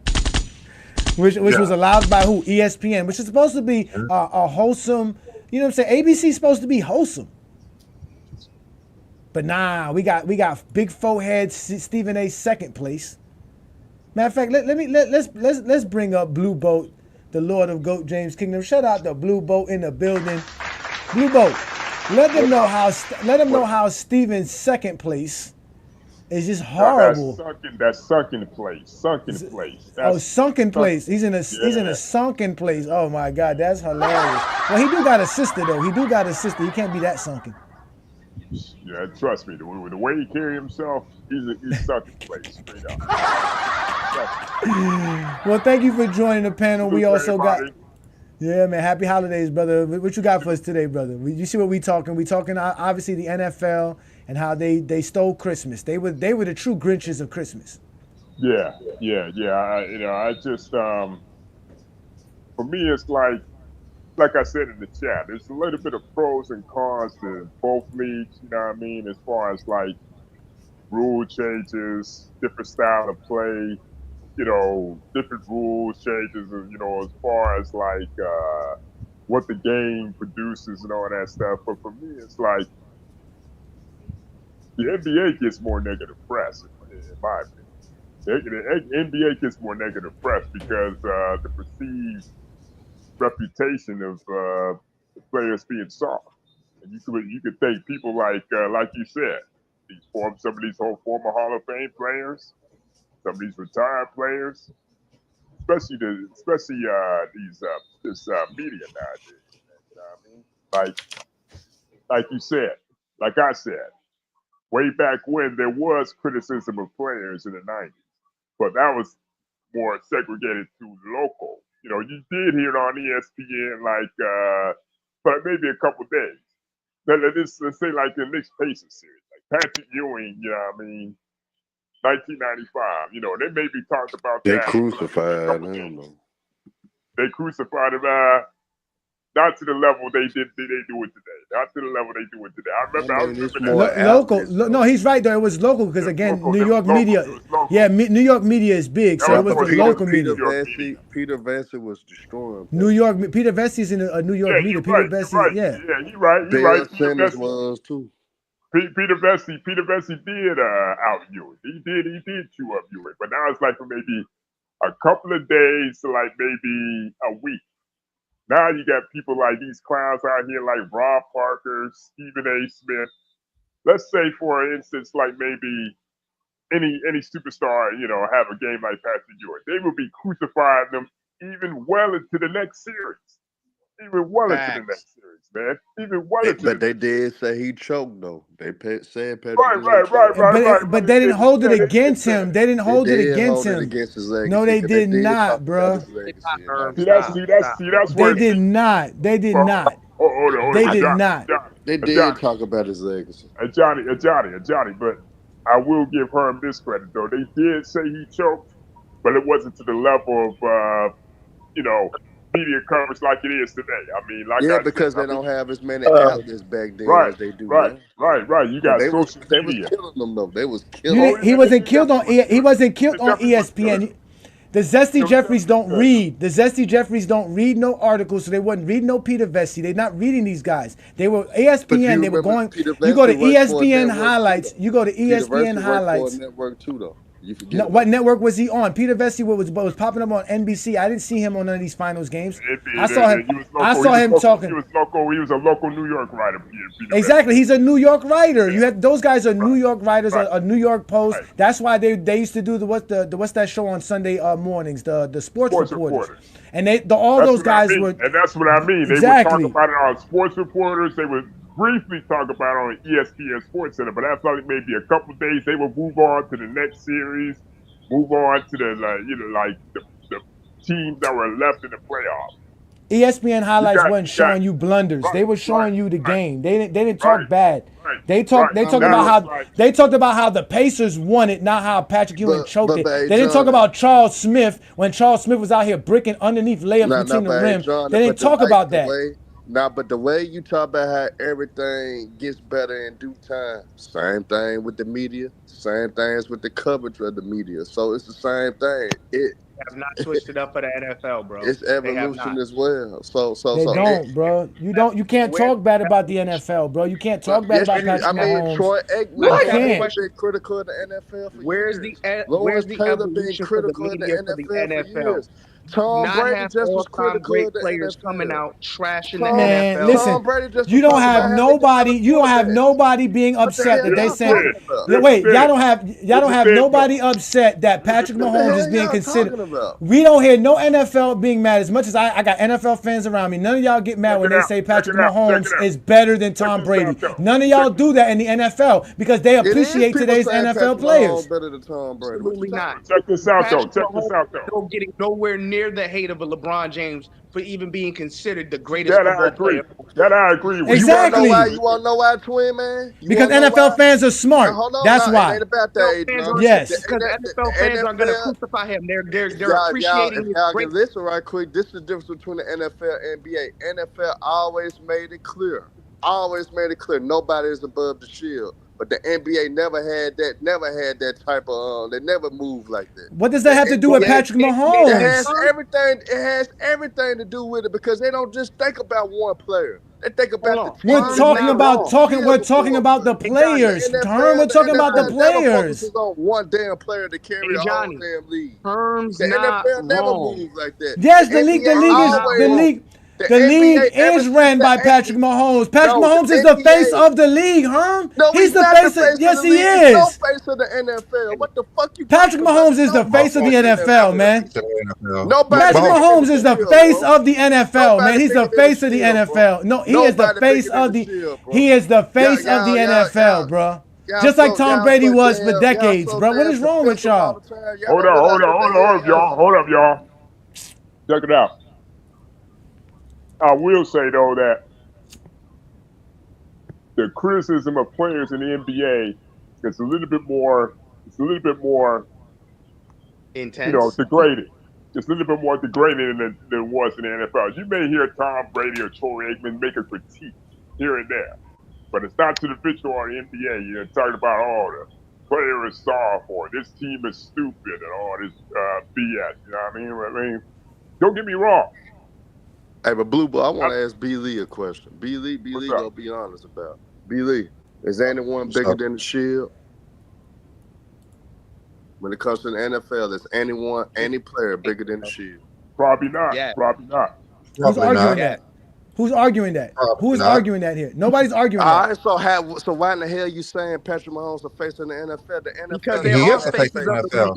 Because he is the face of the all right, NFL. That's NFL why. never had He's a the face. face of the NFL. He's on more He commercials. is not Who's the on wait? face of the NFL. Wait, which NFL player is on more commercials than Never Patrick been, Mahomes? Nobody never Dak been the Prescott. face of the Herman, answer my question. That's cap, Herm, bro. Like, y'all full of shit. Herm, answer my question, Herm. Who is on more commercials as an NFL player than Patrick Mahomes? That doesn't. He's not the face of the NFL. Oh, that my matters. God, Who's the son. face of the NFL? Promoting the league. Who's the face of the NFL? No, he's saying there is no face. He's saying there is no He's face. never He's saying been a face There's of the always a NFL. face of every sport. That's just how sports Both work. of y'all not wrong, but it's like, for me, it's like to a certain extent, Patrick Mahomes is the face of the NFL. But when it comes down to it, it's always going to be about team first. The shit, nobody's above I the shit. feel what you're saying, Blue Boat, real quick. Blue Boat, I hear what you're saying, but we're not going to sit here and pretend like you've always had faces of the NFL, all the way back to like Johnny Unitas. Let's stop playing, bro. There's always been faces. But then again, there's a reason why quarterbacks get paid. Yeah, there's a reason why quarterbacks get paid what they get paid. There's a reason why they changed the rules to protect quarterbacks because they are the face of the teams, which is the shield. Now, you're right. I don't know football. That's why we shouldn't be talking that shit. That shit sucks. Football sucks. There's a difference, though. The difference in how they cover the NFL. The difference in how the former players talk about the NFL is the major difference. I agree with. The reason why the NBA is starting to slip is because you have mainstream media and now independent media trashing the NBA on a regular basis. To sit here and pretend like A. Johnny was incorrect when he said that, he's 100% correct. You could not talk about the NBA like that in the 90s and in the 80s and in the 70s. They did it on the local level because I'm from New York. I remember those commercials. We are the New York Knicks. I remember those commercials. And then when Patrick Ewing choked, they killed him in the local media. But they didn't sit here and denigrate the entire NBA as a whole. That's the point I'm trying to make. And here's another thing too. Back in the 90s, you didn't have these. You didn't have YouTube. You didn't have Facebook. You didn't have Instagram. And then you didn't have people on this platform. People like Ticket TV. People like Dreamers Pro. People like Man Down Sports, Sports T. Black and white sports. None of that crap existed in the 90s. You know what I mean? So now, when their message gets out, you got a bigger platform. See, back then it was condensed to only ESPN, NBC, and your local news station. Exactly, and your newspaper too. But anything like when the 2000s came, late 2000, early 2010, the social media thing, it blew up. All for the wrong reasons. And then you started, and then you had people like Skip I'm gonna be real, Blue Boat. If we're talking about the NBA is about to die, it's because independent media and mainstream media, especially the former players, are starting to kill it. I don't think it's about to die. I don't think it's about to die. But I think I'm saying they're killing it. They're killing it. They're haters. Let's be real here.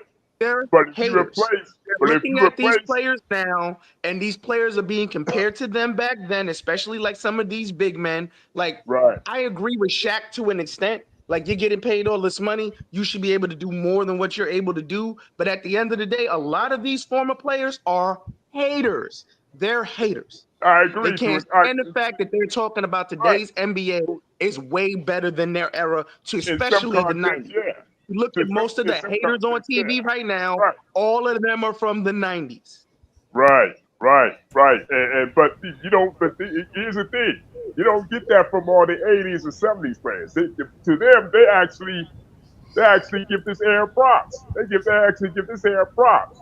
It's the 90s and the 2000s players that are trashing this era. But for me, the way you like kind of, I don't think once these guys from the 90s and the 2000s go away, I think you're going to see a shift.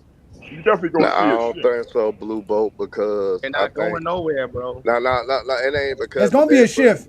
Yeah, because ESPN's about to lose their rights to the league soon. They about to lose their rights. Because Netflix and Prime and all of them are going to show up and blow everything out the water. Because they've been doing a horrible job. Social media outlets, so it won't do any good. But the thing is, I don't know why y'all crying, because throughout the history of basketball itself, it always been critiqued. It always been people criticized. Stop lying, Herb. It hasn't been. Well, Will, It hasn't Will, been for Bill, Jordan. Will, But hold on, no, Bill, bro. You're lying. You're lying. Oh wait, I'm gonna tell you why. Oh wait, I'm Nobody's gonna tell not y'all why lying, you're lying. but y'all so damn Listen. defensive. Don't listen. Y'all It's not don't about being listen, man. defensive. Y'all are I'm not. fucking You know what? hypocrites. I'm not Y'all are defensive. fucking hypocrites. Listen. Y'all are fucking Listen. hypocrites. Herm. And You Travis, know I stop got ducking Herm. Ishmael. Stop ducking Herm. Ishmael. And goddamn it, take that Stockton LeBron durable today. Herm. Stop ducking Ishmael. You don't need to be his bodyguard, Herm. Herm, I got a PhD, and Herm, I got a His daddy. PhD. I got a PhD in exposing You Jesse got Jeffrey lies. PhD. You got PhD at being a Cavs lion. Larry, we know that this Bulls team is on the short list of the great teams of all time. But what about the overall quality of the NBA in the mid-90s? How do you think it stacks up to a decade or so ago? That shit, man. Well, I think the expansion teams has really hurt the league. I think it's depleted some of the talent in our league. But, you got to give the Bulls all the credit in the world. They've won a number of games, and it looks like they're going to win the NBA championship. So you got to give them all the credit in the world. They're a great basketball team. They got three players, and Jordan and Pippen and Rodman, that are very focused, and they come to play every night. They're tough, and they got a chance to do something no one's ever done before, and you have to give them all the credit in the world. All right, so as you can hear him clearly say, yeah, the league is watered down, but you still got to give the Bulls the credit. They're a great team. They come out there and do their thing. He gave the Bulls their props. Not only was that is a legend who's retired, sitting on his couch talking about the game. Asked to just give them a brief moment of his time. Isaiah Thomas doing? No, that's not what they do. We're not talking. Isaiah Thomas is not on national television. Herm, shut the fuck up and let me do what I'm doing. He is not on national. NBA TV is not on national television. It's not on national television. This is national television. These are people that are talking on national TV. Let's let Dr. J talk about how great the Chicago Bulls was instead of hating on the Chicago Bulls, although the league was watered down. You got to consider when you talk about this Bulls team is that all year long they've been giving the fans of the basketball world a glimpse of the future, what the NBA is going to be like in the 21st century. It's going to be an international league, and they have two of the three best American players on their team. They have the best player ever playing from Croatia. They have the best player ever from the country of Australia. So we're getting a sneak preview of what it's going to be like in the 21st century. Nah. The NFL just better. I don't know why y'all like even believe. But Dr. J and Larry Bird said it's the same thing that they be saying now, bro. Why are you pretending like that's the same thing, Herm? It's not. Yes, they have their critiques, but they're still praising the league. I'm gonna put it to y'all like that. I'm gonna ask y'all simple questions, and I'm gonna see how real y'all are. This goes for everybody on the panel. Has Isaiah Thomas gave people in this current era, especially for the 2010s, on up credit? Yes. Okay. But are y'all pissed off of what he's doing right now, being very critical of the league today and saying what he's saying now on Mark Jackson platform, on NBA TV, which is highlighted every day? Yes. No, I think no. Because there's some legit criticism to that shit. I don't think his form of criticism is invalid. I think there's a difference between him and then someone like Charles Barkley. Exactly. Y'all missing the main point. Social media has ruined the NBA. You got to think about it like this. The NBA is already, this is why the NFL will always be better. Herm already said it. It's nothing above the shield. If Patrick Mahomes get hurt tomorrow, it's next man up. We don't care. We do not care. They're still going to sell out. They're still going to sell out. If LeBron, I ain't gonna say LeBron because Lakers are always gonna sell out. Well, the league sells out. They sell out more than they've ever sold out in NBA history. They don't have attendance issues. The Joker. You're right. The NBA needs to do the next man up. Fuck Kobe. Fuck Kevin Durant. Fuck Stephen Curry. LeBron's still balling. You go with the guys that are still balling. Just like you said, you go with the guys that are still balling. But the reason social media has ruined it is because NBA players are more accessible than any other league of players. NBA players respond to everything. Nobody likes selfish assholes with money. You don't talk to the offensive lineman for the New England Patriots. He's just a nice dude.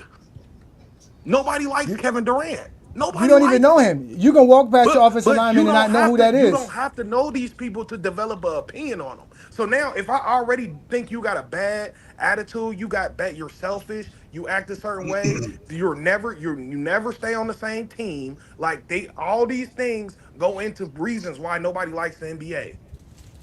And Like, then, It's just hey, it's John, a lot of trolls. The reason they That don't like sound the like NBA. It's a lot of that sound like a trolls. personal no, problem. That's but not hey, the John, personal It's just a lot of trolls. I'm disappointed in Can I you, respond to John. that real quick? I don't I'm even just disagree with what you just said, but there's still major differences. I understand the NBA, the players are more accessible.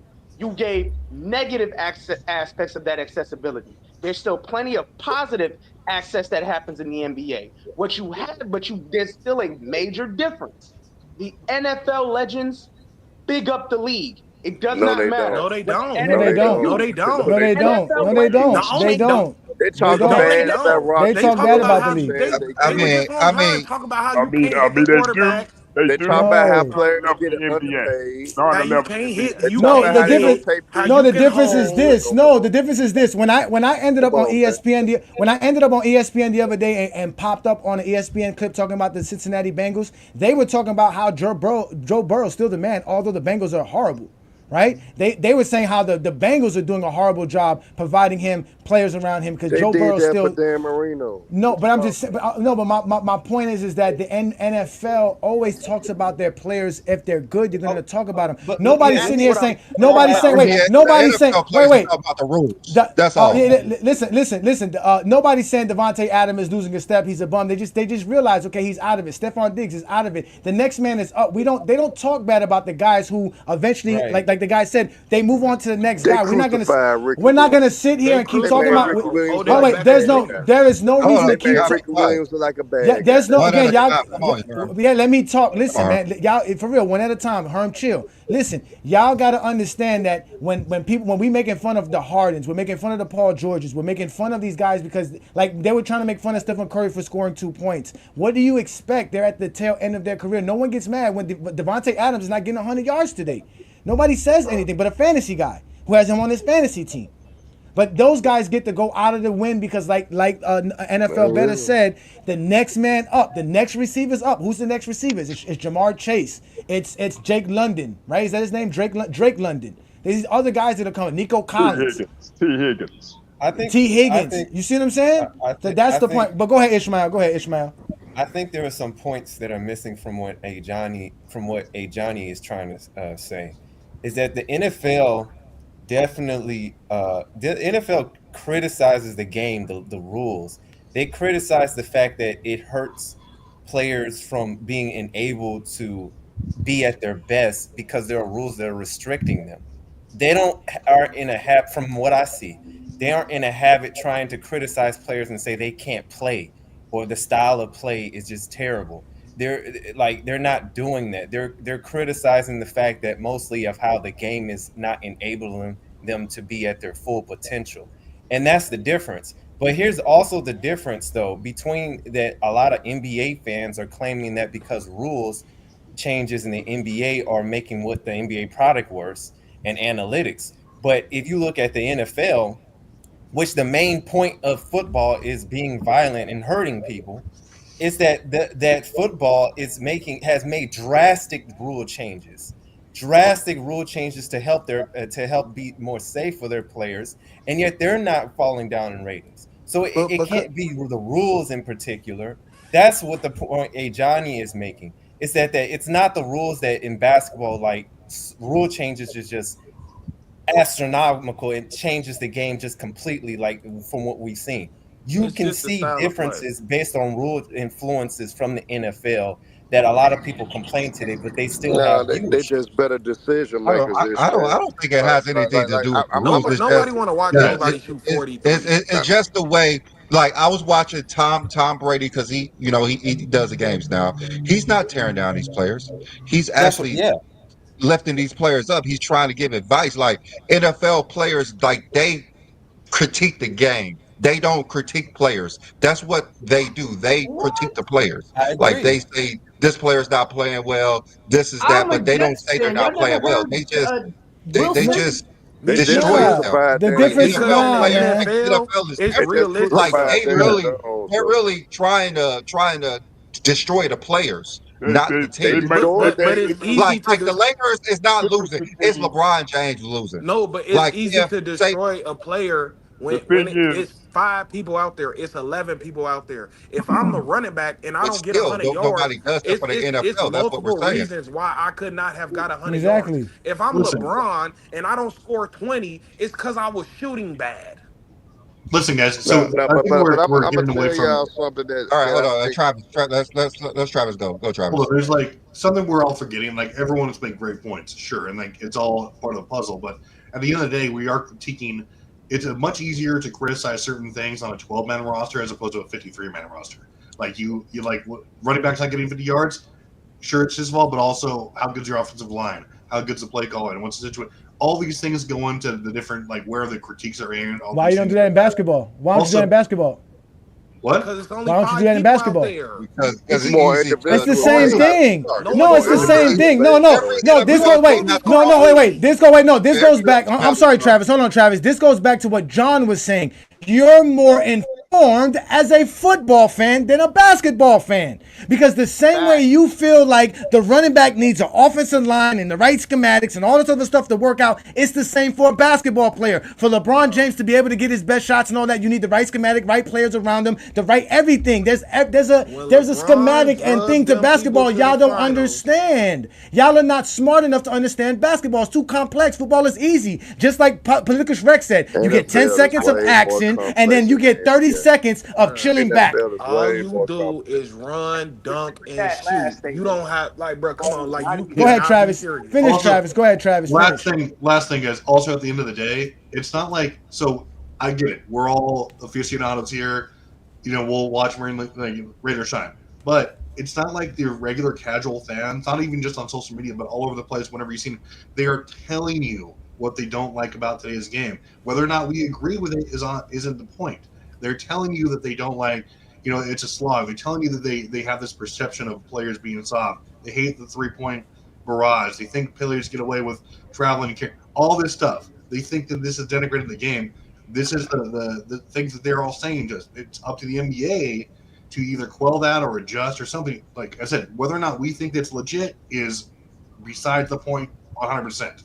Okay. As much as we like people getting hit hard, we knew that when somebody go across the middle and that shit Vontaze Burfict did to Antonio Brown, anybody who's played football, who knows football, we know that's not fucking cool. We know that is not cool at all. That's out. You don't never want to do nobody like that. That is not the purpose of the game. So as much as you might say, as much as you might say this game is violent, and then Steve Atwater wanted to do that. What you mean? Brian Dawkins wanted to do that. That was their job. You would come across the middle. That was their job. That was football. Listen. I get it. I understand that we don't want players getting injured. Nobody's saying that. No one. But again, that was the game. That's why you didn't come across the middle with your bull crap. You got to design a play where your man's not. You can't design a play where a man's gonna get hit by Steve Atwater. You got to do something better. And if you're a quarterback, throw the ball better. Don't throw him the ball there. That's the point. Throw it better. In football, that's what Tom Brady said. They couldn't hit people like that. Just play better. That makes sense. The rule changes in basketball. Oh, you could crab dribble, take a third step. We saying that don't make sense. That does make sense. But this it does make sense. I want to bring this. It doesn't change the game in any kind of way. It doesn't. All it does is enhances the game. Taking away those rules doesn't enhance the game. It takes away defense, like you said. It limits the defense. The purpose of hits like that, when you talking about Antonio Brown, that's what attracted fans. That's what people exactly. Like. The league promoted that. The league promoted that. Oh, wait a minute. So y'all want something? The hard hitting in the NFL is what the fans wanted. So now you're upset when the fans tell you what they want from the NBA, and they don't. Like I said before, they're being hypocrites. Let me ask you a question. Craig, let me ask you a question, Craig. What do you want to come back? What do you want to come back? What is missing in today's NBA that should come back? That was available 30 years ago. No, I'm saying no, but the fans that are complaining, then since you want to talk about them and you brought them up, the NBA fans that are complaining, what are they asking for those that ones doesn't that exist? putting money in their pocket, the fans. The NBA has no problem with fan and money, bro. They making money. Again, The NBA fans that are complaining are Zesty Jeffries that are casuals, that only watch the game for LeBron James, Michael Jordan, and Kobe Bryant arguments. Nothing else. They don't care about Anthony Edwards. They don't care about Wemby. They don't care about Cat. They don't care about Joker. They don't care about Giannis. They don't care about those guys. I'm disappointed in you, AJ. That's the media too. That's the media too.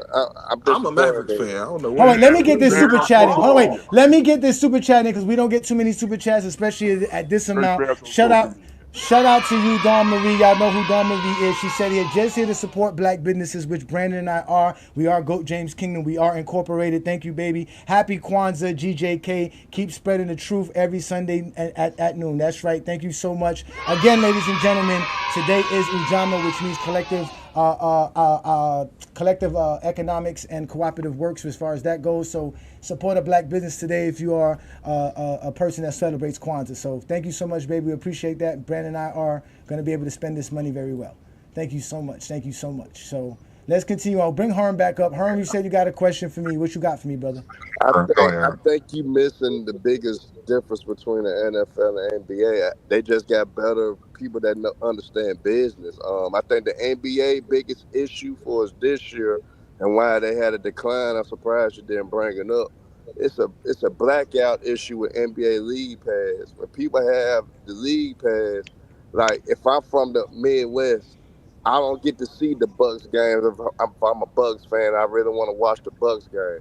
So the NBA League Pass is hard for those fans to watch anything locally right now. So you got a lot of fans complaining about that aspect of NBA League Pass. So even within you bring in with the apps aspect, the apps targeting a certain age group of audience, and I think that's the wrong way to approach it. I think end of the day, the NBA got to be creative enough to get all ages on the same accord and bring something that everybody would bring a good product for everybody to like. I think it's more for business. I mean, like and it don't cost the NFL.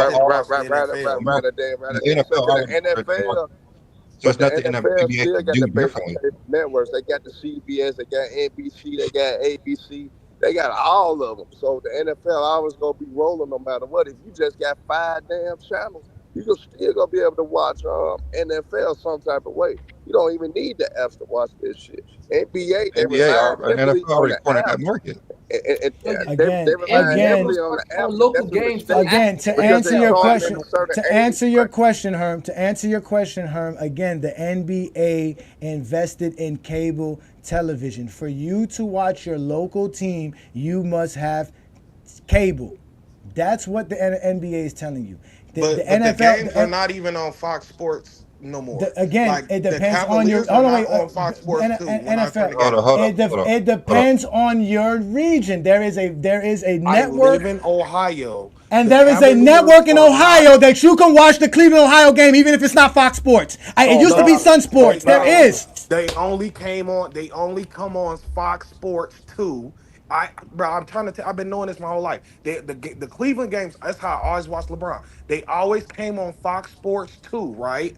Now that there's League Pass, the games do not come on Fox Sports 2, and they tell you can't. Shut up, bitch! Sit your ass down. Bruh. Y'all gotta let me speak. The man asked me a question. I'm gonna answer the motherfucking question. Nobody asked you shit, NFL better. Nobody give a fuck what you gotta say. Say another motherfucking word and this shit is over. And I ain't playing, nigga. Sit your ass down. I'm here to expose fucking Zesty Jeffrey lies that Herm keeps bringing up. Again, the NBA invests in cable television. I used to watch the Miami Heat on Sunshine Network. It's not called that anymore. It's called FanDuel Sports Network. Every regional NBA team has a regional network that you can watch them on. Just because you don't know where you can watch your Cleveland Cavaliers today, I'm sorry. That's your problem. You're one of the Zesty Jeffries that need ABC. You need TNT. You need ESPN. They make it easy for you. You're not smart enough to go find a fucking channel in your own region. Every NBA team has a regional channel that shows your regional team. If you want to watch any other NBA game, you can get the League Grizzlies Pass. don't. In Memphis, we don't. You have it on Memphis. It's called Fan Sports Duel. I guarantee you have it. Because I have pirate television where I can show you dozens of regional channels for sports. It used to be Fox Sports. In the West Coast, it's something else. And every region has one. Every regional, y'all, this is 2025, motherfuckers. Nigga, look it up, motherfucker, and you'll see what the fuck I'm talking about while you running your fucking mouth. Shut the fuck, shut. Did I say, no? Oh, shit. Say it again. Say something else. Oh, say something else. Say something else, nigga. Sit your ass down. Stop lying, bruh. Memphis. So Memphis is that country and that outdated that y'all don't got regional channels showing you legal shit? Showing you your own regional news? Your own regional nothing? How country is fucking Memphis? I would love to know that. Anybody been to Memphis before? Because I've been to Mississippi, and even Mississippi shows you games. They get regional games. It depends on your region. The Memphis Grizzlies has a regional channel that shows Memphis Grizzlies games. And it's available on your cable subscription if you live in fucking Tennessee. Stop lying, bruh. This is why y'all get exposed every Sunday. This is some bullshit. I'm trying to answer his fucking question. He wouldn't let me answer the fucking question. Do I give a fuck? No, not one. How many fucks do I give? 0. Exactly. So therefore your comment is irrelevant. Man, sit your dumb ass down. So to answer your question again, the NBA has invested in cable television. Watch Grizzlies on FanDuel Sports Network.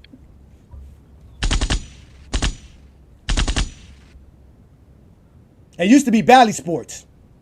And then it used to be Fox Sport. There's one for Ohio as well. The NBA has invested in cable television, ladies and gentlemen. And because of that, you can't watch ESPN and TNT because half of y'all don't have cable. Look at how many people have cable compared to how many people have subscriptions to places like Netflix, Hulu. That's their sponsor. That's who's paying them billions of dollars. So they have to put them on those networks.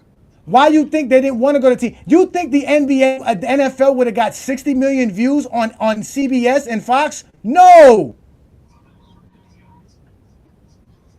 Even though over 200 million households have access to regular TV.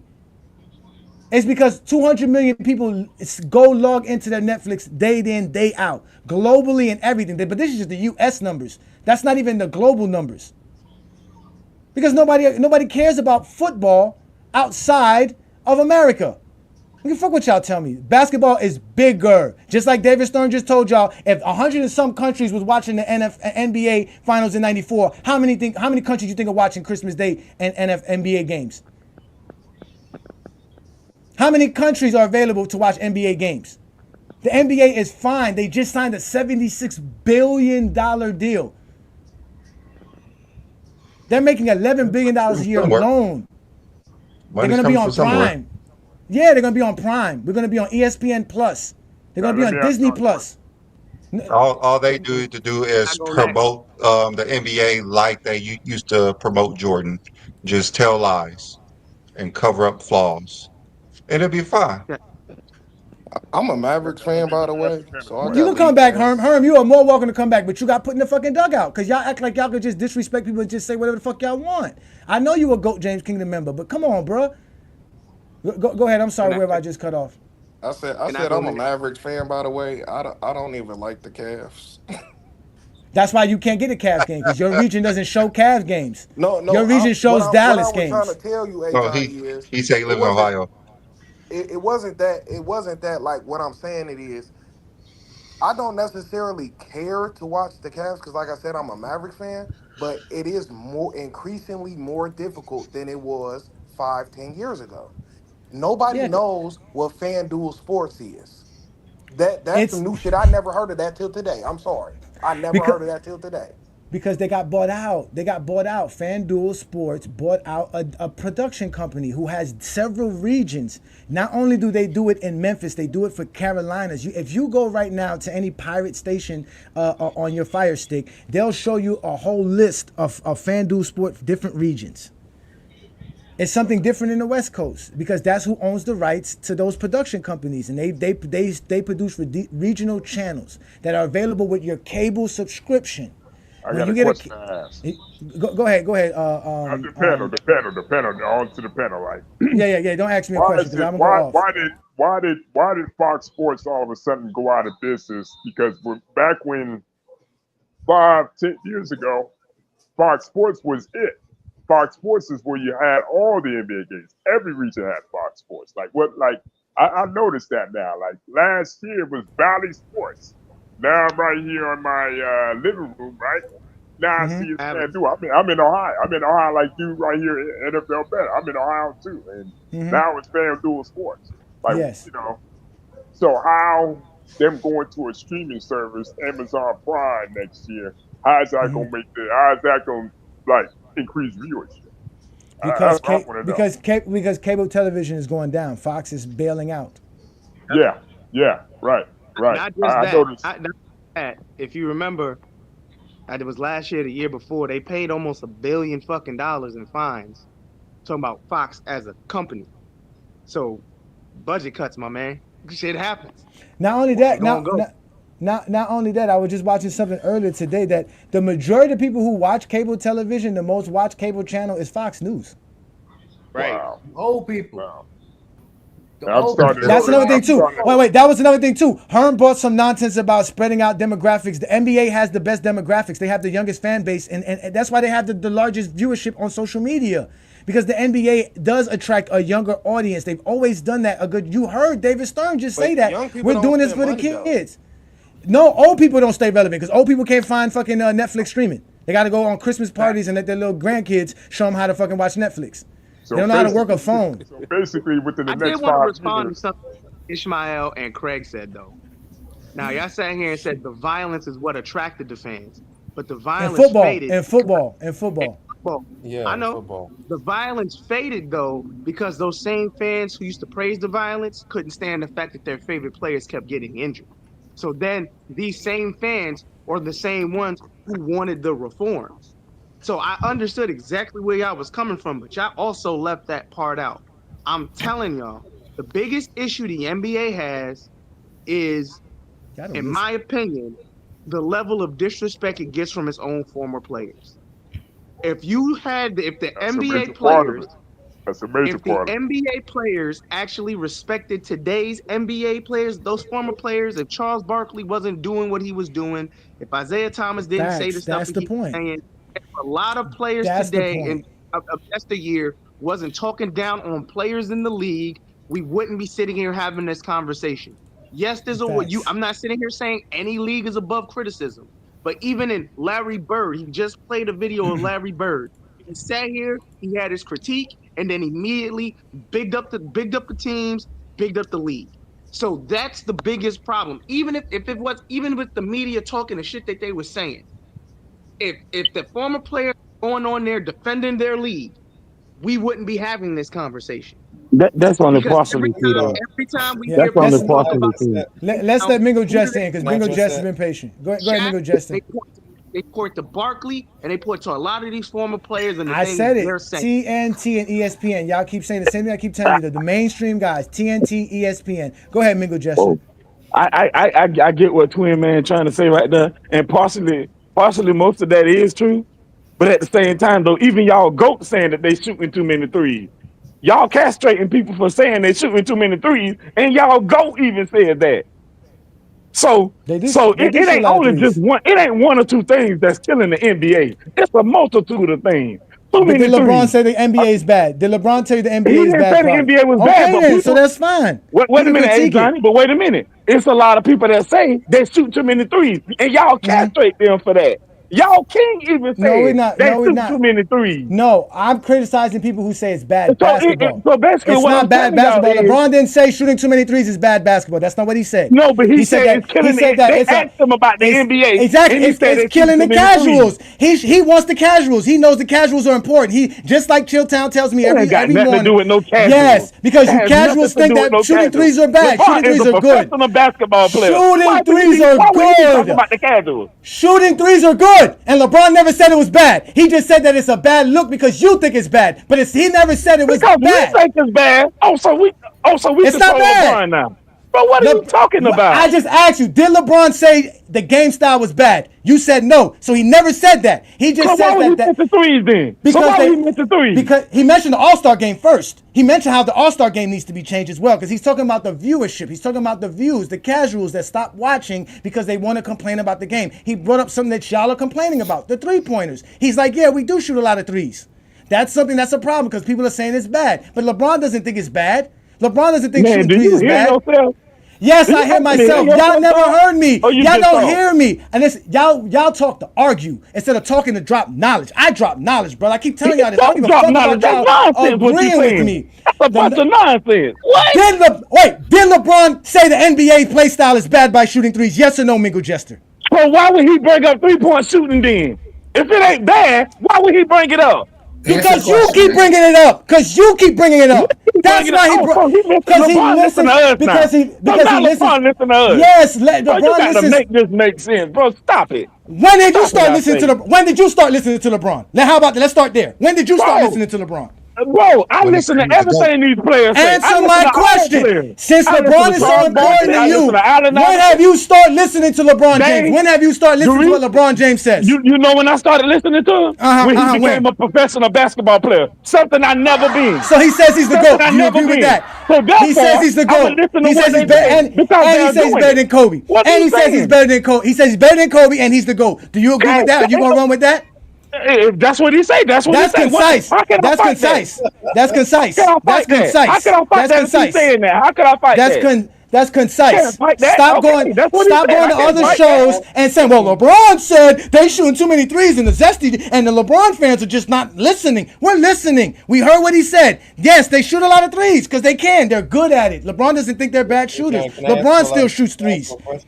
The fuck is wrong with y'all? Y'all don't watch the league, man. Y'all are not real NBA fans, man. Bro. I don't even believe you are nonsense. It's me. It's me versus the fucking world. It's me versus the world. Crazy. LeBron. Yeah, I know it's crazy. Shoot less threes, not like LeBron is saying like they shoot 40. No, I'm not crazy. He's saying when did LeBron say that? When did LeBron say they should shoot less threes? When did he say that? No, what I'm saying is never.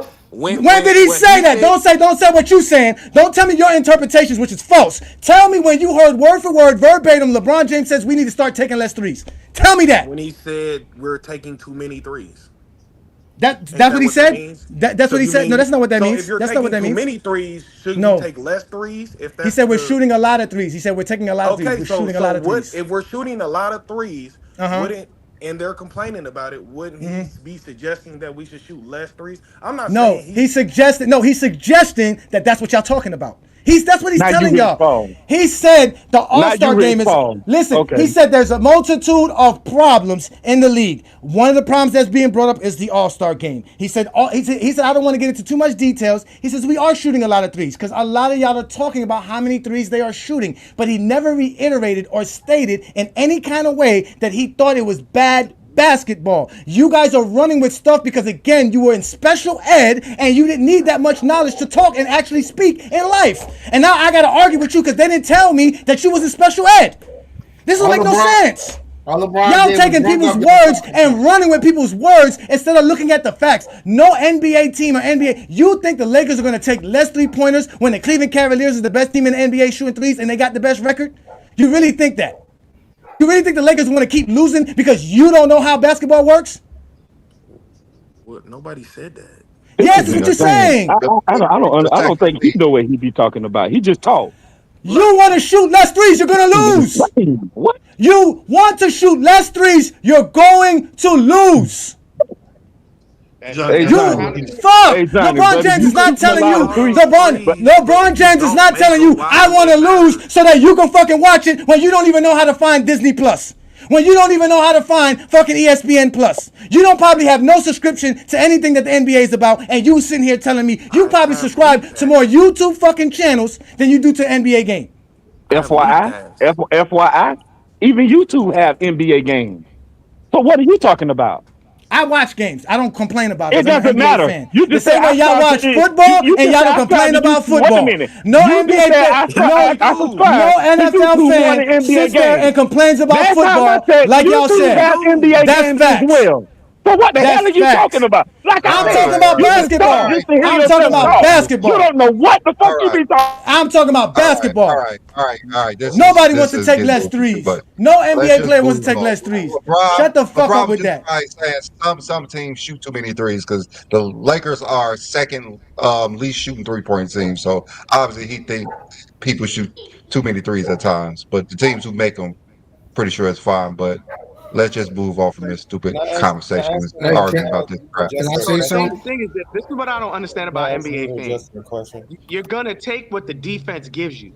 At the end of the day, they don't want you getting the highest percentage shot, which is getting to the rim, layups and dunks. They want you to shoot. That's the point of NBA defense. They They're want you just to shoot a trading difficult 3-pointers shot. for mid-range So everyone shots. That's all complaining it is. about threes, to me, it's just a bull crap complaint. It just There's is. no reason to They're complain. shooting Y'all more complain for no threes reason because they have because the y'all are ability not to real do it. fans. Y'all are not real fans, man. Shooting more Y'all are threes not because they real don't fans, man. Y'all want to see somebody take an 18-foot contested fadeaway jumper. That's bad basketball. That's bad basketball. And just like Darnell Heights, a GOAT James Kingdom member, who's a real basketball fan, who knows how to find his regional team, he knows where his team is at when he lives in Ohio. It's not my fault. None of y'all know where to find y'all teams. That's not my fault that y'all not real NBA fans. Y'all don't have no problems fucking watching the NFL with all the bullshit that goes on with the NFL. But y'all sitting here talking about the NBA on a Sunday afternoon. Get the fuck out of here. Not on GOAT James Kingdom. I would not allow it. I don't waste my time to watch the game and study the game to have y'all come up here and lie because you go on other channels and lie. Y'all don't know nothing about basketball, including where to find your local team play the game. Because your fucking uncle put the game on for your dumb asses again. Go on. Craig, not you, Craig. Not you, Craig. Craig, not you, Craig. We were sitting having a great conversation till all these Zesty Jeffries showed up. So Mingo Justin. How do you just declare people Zesty Jeffries though out there? Because Zesty Jeffrey lies. I don't even like Michael Jordan. Like, what are you talking about? You must like him enough to talk lies about him, because those are all lies that you've been saying. What all lies did I say about Michael Jordan? I didn't say anything about Michael Jordan. The way you talk about the NBA and you trying to defend how the NBA is bad. But like I can talk. It's not bad product. It's not a bad product. product. About the NBA now, I can say bad stuff about the NBA when Michael Jordan was in the NBA. I'm trying to ask though. I didn't know what. I was the only one saying something bad about the NFL. I ain't hear none of y'all say shit about the NFL. I want to hear y'all talk good about the NFL. There ain't nothing wrong with basketball, nigga. That's why you ain't a fan. That's why you a Zesty Jeffrey. That's why you a Zesty Jeffrey. That's why you a Zesty Jeffrey. Go ahead, Ishmael. Go ahead, Ishmael. Mingo Juster, and I don't know NFL better if you said this, but what is the problem with shooting too many threes? Because like I looked at some data, and they say that actually short and ranges, like the mid ranges that are shorter, are the same as they were 20 years ago. And actually, shots more so in the paint has actually increased. The only difference is that long twos, like 18-foot jumpers, are replaced by threes. So it's like, what is the problem that you're having with more threes? I don't necessarily have a problem with people shooting threes when they make them, but like when you're watching a bunch of teams just pass the ball around the 3-point line, don't set up any offense, and they just shoot threes, and they lose, and they're losing. It's not a good. Zesty Jeffrey lies. Zesty Jeffrey lies. Zesty Jeffrey lies. They keep asking me what's a Zesty Jeffrey. Zesty Jeffrey lies, and I can prove everything you say is a lie. Charlotte Hornets shoot threes, lies. It does not look nice. Lies. It doesn't. It lies. doesn't. Okay, it does when Cleveland does, and that does when Cleveland does. It does when the Knicks does. It does then. It does then. Why we so hung up on We're not talking about those teams though. They have They are the best teams and the best 3-point shooting teams in the league. That's why. Because you don't know basketball. Because you don't know basketball. Everybody can't play the same because everybody don't have the same skill sets and attributes. Everybody does. That's what you forget to realize. It's not the 90s. The 90s had specific skill sets, specific players. Everybody in today's NBA can fucking shoot. There's over 100 and there's over 120 players that can shoot over 35% from 3-point land. That's good. There's over 50 that can shoot over 40. That's good. There's over 15 NBA teams, which is more than half, that shoot 35% or better. That's good. Hey, Johnny, he must don't watch basketball like you said, because every team They don't watch basketball. They're a bunch of liars, not man. the same, bro. Yeah, like Come actually on. the worst teams that shoot the most, because it's like it's still not really answering, because like what are they supposed to do? It's like, are they not supposed to shoot that many threes? And the worst teams in the NBA are actually high mid-range shooters. Like the higher the mid-range, it just seems like some correlation that they're worse. So they're the ones that are shooting more mid-ranges are actually the worst teams in the league, I believe. And so The Brooklyn Nets, the Brooklyn Nets are the number one mid-range shooting team. The Brooklyn Nets are the number one mid-range shooting team in today's NBA, ladies and Are they gentlemen. a good watch?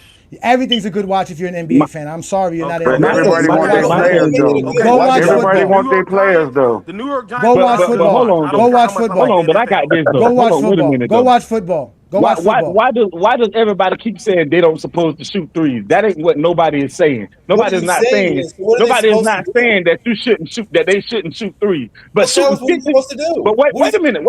Let me get my point out first before you say anything. Ain't nobody saying that they shouldn't shoot threes. That's not what nobody's arguing. What they're saying is shooting 53 threes in a game is a lot of damn threes. That's all I'm saying. That's all we saying. Okay, that's all lies. Again, that's a lot all. of threes. Those are all lies. The NBA shot 35 3-pointers per game last year as a league average. They shoot 37 this year. That's only 2 more per game. Using Boston, who shoots 53 pointers per game, as a barometer to say the league is shooting 53. Not 53 3-pointers per game. They I did let that in you one game. get I'm your not lie talking off. about per I game. let you get your lie off. I let you get your lie off, and I'm going to prove you wrong. But you twisted my words, though. I did not say that. They shoot 37 3-pointers per game as an average today. They shot 35 last year. It's not that much of a difference. You didn't have a problem last year. Why have them this year? Because you have a bunch of zesty Jeffries on the media and in social media telling you that they're shooting too many threes, and those are all lies. That's not what I just said. Again, You just the twisted my game of words all basketball. up. That's not what I literally just said. I'm going to ask all of you zesty Jeffrey logic holders to answer one question. What shot in basketball is better than the 3-point shot in today's NBA? Again, what does that have to do with anything? Because you can't talk basketball. What does that have to do with anything? How many yards you need to get a first down? 10. Okay. If I'm running a sweep, what is the team doing, Mingle Jester? What does all this have to do with anything, Joni? What does all this have to do with anything? I'm trying to explain basketball to you. Okay, so I'm gonna answer the question that you can't answer because again, like I said, you're a zesty Jeffrey, you don't watch basketball. The next best shot after taking a 3-pointer is at the rim. Now, the question I'm gonna give to you is, do you guys think it is easier to get a shot at the rim or to shoot a 3-pointer? Easier to shoot a 3. If you're in this game, it should be at the rim. If you were listening to what I just said, at this game, it should be at the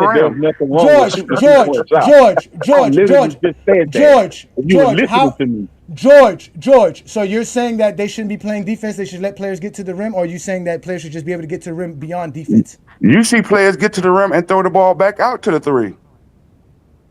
To take an open 3-pointer. Open. A wide open 3-pointer. A wide open 3-pointer is better than a contested layup or dunk. I didn't say contested. But a lot of times the layup's not contested. You had people that have wide open layups and throw the ball back out to the 3. Only Ben Simmons did that. Only Ben Simmons did that. Right. They think everybody's Ben Simmons, Johnny. Only Ben Simmons did that. The only player that do that. Ben Simmons is not the only player that do that. Y'all got to stop. I challenge any one of you. Not the only player that do that. Stop lying. I challenge any. You would have a 2-on-1, and they would throw the ball back out. Where's the 1? Where is the 1? Where is the 1 doing? What is the 1 doing? He's not playing defense. Running behind the 2. He's protecting the rim, correct? And then the third person get the ball. Answer my question. The number 1 is doing what? Is he protecting the rim or protecting? If they get a steal or they run in a fast break and it's a 2-on-1, they would throw the ball back out to the trailer. And what is the 1 defending? What is the 1 defending? What is the 1 defending? The man with the ball. And when the man gets the ball to the paint, what is he doing? He's going to throw it back out to the 3-point line. Why? Because the 3-point line is open, correct? But wait a minute. But there is a second trailer behind. Wait, stop. There is a second trailer behind him that's not at the 3-point line. And he would throw it back out to the 3-point line. George, is there still a defender defending the rim? I'm done, bro. Answer my question. I said a 2-on-1 fast break. I don't and they care. Would still a throw the ball 3-on-1, back out 4-on-1 to the 3-point line. Because no one's guarding the 3-point line. The one is guarding the paint. He's guarding the rim. That's a contested. So what about the trailer? About the trailer? Still guarding the rim. I'm still guarding the rim. I'm done. That's why Akeem Olajuwon was getting 4 or 5 blocks a game, because y'all went running at contested layups. That's why those guys. That's why Mark Eaton can average 4 blocks per game as a bum, because y'all were running towards contested shots, because y'all couldn't shoot the 3-pointer. Why am I going to go run at the defense if they're there? I'm going to go to the open shot. The best basketball shot is the open shot. They don't miss it. I just showed you. Wait, I just showed you how great the players shoot in today's NBA. At 40, listen, wait a minute. So wait, somebody who shoots 40% from the 3-point land shoots better than the average guy at the rim, especially being a contested shot at the rim. That's the point. Wait a minute. Come on now. So check this out. You just said that's the reason. You just said that's the reason why Mark. Yes, because there's defense. Because we're talking defense. There's defense. Well, wait a minute. You just said that's the reason why Mark Eaton and Hakeem Olajuwon were getting 4 blocks a game back then, because they couldn't shoot back then. Okay. Yeah, because they were going right at them. They were going at contesting rims. They were going at guys who was protecting the rim. Last time I just checked, didn't Wemby just average 4 blocks? And Wemby has 7'5" with a wingspan of 7'8". Hold on, wait a minute. So Wemby just averaged. Wait a minute. According to your logic, Wemby just averaged 4 blocks, right? So I'm guessing these guys can't shoot either. Wemby blocks jump shots as well. No, that's not according to your logic. You just said that's the reason why Hakeem Olajuwon was averaging 4 blocks. I'll wait till you continue. I'll wait till you continue to lie about my logic, then I'll explain it better. Go ahead, continue. What you mean lie about? That's what you literally just said. No, I didn't. That's not what I said. I said that when you're saying that go to the paint and attack the rim, which is not what people do. You literally just said that. Now you switching it. See what I'm saying, bro? You literally just said that. Bro, all of this is recorded. And people in the chat hear this. We have over 700 people watching us. I didn't say that. I said that that's why those guys got a lot of blocks, because George is ignoring that the 2-on-1, the 3-on-1, the 4-on-1, that one is protecting the rim. So whoever is eventually going to get the basketball to take that shot is taking it at a contested at the rim shot. Instead of one, but not the second one. Okay, and that's why, and that's why those guys got a lot of blocks, because the majority of those ones were either Akeem Olajuwon, Mutombo, because the big man stayed in the paint. That's what y'all always say all the time, which is true. They protected the paint because the other big man's in the paint. So when you came to the paint trying to get a layup because you couldn't shoot a 3-pointer, you weren't good at the 24 spot. We're talking about today's era. Don't bring up Olajuwon to them. Do not bring that up. I am bringing up today's era. You're diluting the question in this era's game and what they're doing. What question is that? On a 2-on-1 fast break, they still throw the ball back out to the trailer, not the second man, the third man at the 3-point line. The guy that's open. Say that. The guy they throw the second man is open. No, he's not, because he has to go to the rim. Because he's going to the rim. He's going to the rim. That one defender. That one defender is trying to stop the ball. Basketball history. Where is the ball? Where is the ball? 3-point shooters. Where is the ball? And every era. Like they have done that before. They do it. They used to do it in the 90s. I can't talk because you got somebody else talking. They used to do it in the 90s. They used to. No, they did not. Yes, they did. Reggie Miller used to do it all the time. Reggie Miller used to do it all the time. If you're on a fast break with Reggie Miller, Glenn Rice, they would pass the ball to the 3-point shooter. There's nothing lying about it. If you watch basketball throughout, they do it in college, they do it in high school. They've always done that. Wait, George, let me ask you this, George. Would you rather Reggie Miller take a contested layup versus a big man or any defender? Now you're bringing up Reggie Miller. Actually, today's game, because they did it throughout history. All right. They did not throw the ball back out to the 3-point line. I got you. They gave the ball to the second. There's no point of talking to that idiot. George, he doesn't know what you're talking about. George, you're an idiot. That's why you got a lion in your face, bro. George, listen to me, George. Would you rather Tyler Hero take a contested shot at the rim or shoot an open 3-pointer? Okay, now you're bringing up scenarios, and what scenario is That's Tyler the same Hero? scenario. No. Hold on, wait a minute. Is there a 2-on-1 fast break? Yes, 2-on-1. In the 2-on-1, you're dribbling. Wait. I'm giving you the scenario, George. I'm giving you, George. So you don't. I said no. Wait. So you want him to go to take a shot at the rim, a contested shot at the rim? I want him to get the ball to the second person. He is the second person. No. I said 2-on-1, and they throw the ball back out to the okay. You're not listening. George doesn't know basketball. He don't know basketball. Listen to my scenario. You're in a 2-1 scenario. You're wasting your time. You have Terry Rozier bringing the ball up. You have Tyler Hero trailing. You have the defender protecting the rim because that's where the ball is going. So he's running to the rim before the ball gets there. So he's between the rim and the ball. So as of right now, he is stopping Terry Rozier from getting to the rim. By the time Terry Rozier gets to that point, he's going to pass it to Tyler Hero. Do you want him to pass it to Tyler Hero to take a contested layup at this point or an open three-pointer? Answer the question. I'll unmute you. Wait a minute. Let me look. Wait a minute. You are saying there's a 2-on-1 fast break. Mm-hmm. And of course, if the other guy stops at the 3-point line, he has no choice but to throw it back out to the 3-point line. But my question was, there's a 2-on-1 fast break and there's a trailer at the 3-point line. Trailer and is they the second still throw it back out there. What are you talking about? No, okay, see, George. Okay, George. So George. So wait. Hold on. I got this, guys. Listen. So what you're saying is that trailer. So what you're saying, that trailer who is Tyler Hero, which is I gave you the example of being Tyler Hero. You don't want him to trail to the 3-point line. You want him to trail to the basket to get a contested layup. Am I correct? You're correct. Okay, so that's why you don't know basketball. No, exactly. That's wrong though. Exactly. Because you said all that to get to the point where you really don't know what you're talking about. Because what you're describing is a 3-on-1 fast break. That's what you're describing. Go watch football, George. Go watch football, George. I just said it in a different way. Football, George. I just said it in a different way. Go watch football, George. Go watch football, George. I just said it in a different way. You're gonna lose every time. You just changed the way I said it. No, I didn't. The other guy, not you. I proved you wrong. I proved you wrong. George, I proved you wrong. You take the open 3-pointer. I described a 3-on-1 fast break. Say that again. Not a Say that again. A 3-on-1 fast break instead of a 2. I still say it don't matter. It don't matter. I kept saying the third guy is the trailer. It don't matter. It don't matter. He doesn't know what he's talking about. He doesn't know what he's talking about. He doesn't know basketball. It don't matter. The way you get an easy layup is if the person who's running back on defense decides to dive to the perimeter. That's the only way you get a layup, even in a 3-on-1 scenario. Well, no, if the person tries to stop the ball, you'll get a layup.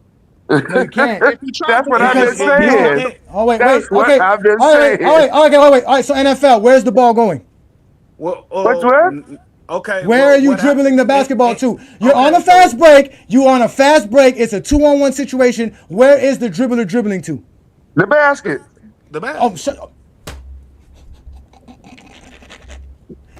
Again, that means the defender's going to contest it. As long as he's in front. Again, hold on, no. Pay attention. Wait. Pay attention, NFL. And it's not changing it. I told you that the defender is between the ball and the basket. The ball is running to the basket. He's going to meet the guy with the ball at the basket. Okay. That's what he's doing. If the defender is between the basket and the ball, right? Mm-hmm. The defender why would he stand there and be stationary, and why wouldn't he attack the person guarding with the ball? the rim? Because he's protecting the rim. Like I want him to. That's why you play great defense. You protect the rim. Why are you protecting the 3? Why would I protect the 3 when you're telling me? Wait. No. Listen. Answer my question. Listen. We answered your question. You said the ball is going to the basket. The basket is the rim. You're running. The ball is. That's why I'm standing here, because you're gonna come here. You're not gonna shoot it 27 feet away and make it. That's why y'all don't know basketball. Because I can shoot it from 27 feet. Okay, that means wait. And the person is cutting. He's not protecting open layup. No, because I'm still at the rim. I'm there. I'm at the rim. So if Allen Iverson is attacking the rim, and Raja Bell is and cutting. Dikembe Mutombo's under there, or Akeem Olajuwon's under there, or Dwight Howard's under there, that's still a contested layup. I don't care who has the ball. No, it's not, Okay, bro. well, not going to give the ball to the open man at the three-point line. Wait, mind you, these are the same people. These are the same people. These are the same people that tell us that they play defense and is going to sit here and tell us that this one man is not playing defense. He is playing defense at the rim because that's where you're taking the basketball. You guys are sitting here telling us that you take it at the rim. If I'm a defender and your analytics and your game plan and your scouting report says you're going to come to the rim, I'm going to be at the rim. So I'm going to wait for you here. Facts. The only way you're getting a wide open layup in that scenario is if that rim defender decides to dive to the perimeter. That's it. Thank you. That's facts. He's not gonna do that.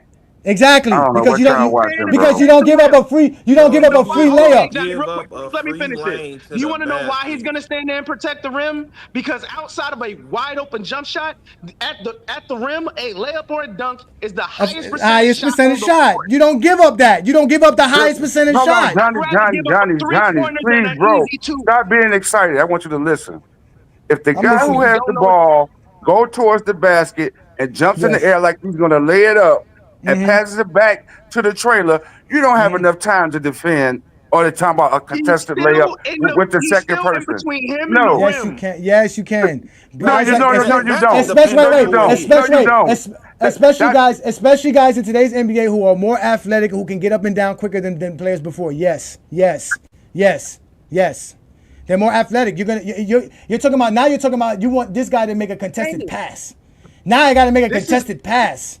Instead of taking an open three-pointer, which he's going to make it at 38 to 35, 40%. That's the whole point. I don't care My if you're, whole thing I don't is care y'all if you're just keep 2-on-1, saying it like that don't ever happen though. or 4-on-1. It never happens. There's not a player in today's NBA that passes up a dunk or a free layup for a three-pointer. Never. They're not doing that. Again, the number one shot and high percentage shot is a free layup and a free dunk, but because they play defense, you're not going to get that. Exactly. So that's why you take the three-pointer. But nobody, I don't disagree with that. What I'm saying is, just because it's a 2-on-1, that doesn't necessarily mean it's gonna be a contested layup. Yes, because the one is playing defense. You have to. Wait. Why are you equating that the number one guy or the one guy on defense is not playing defense? Why are you taking that out of the equation?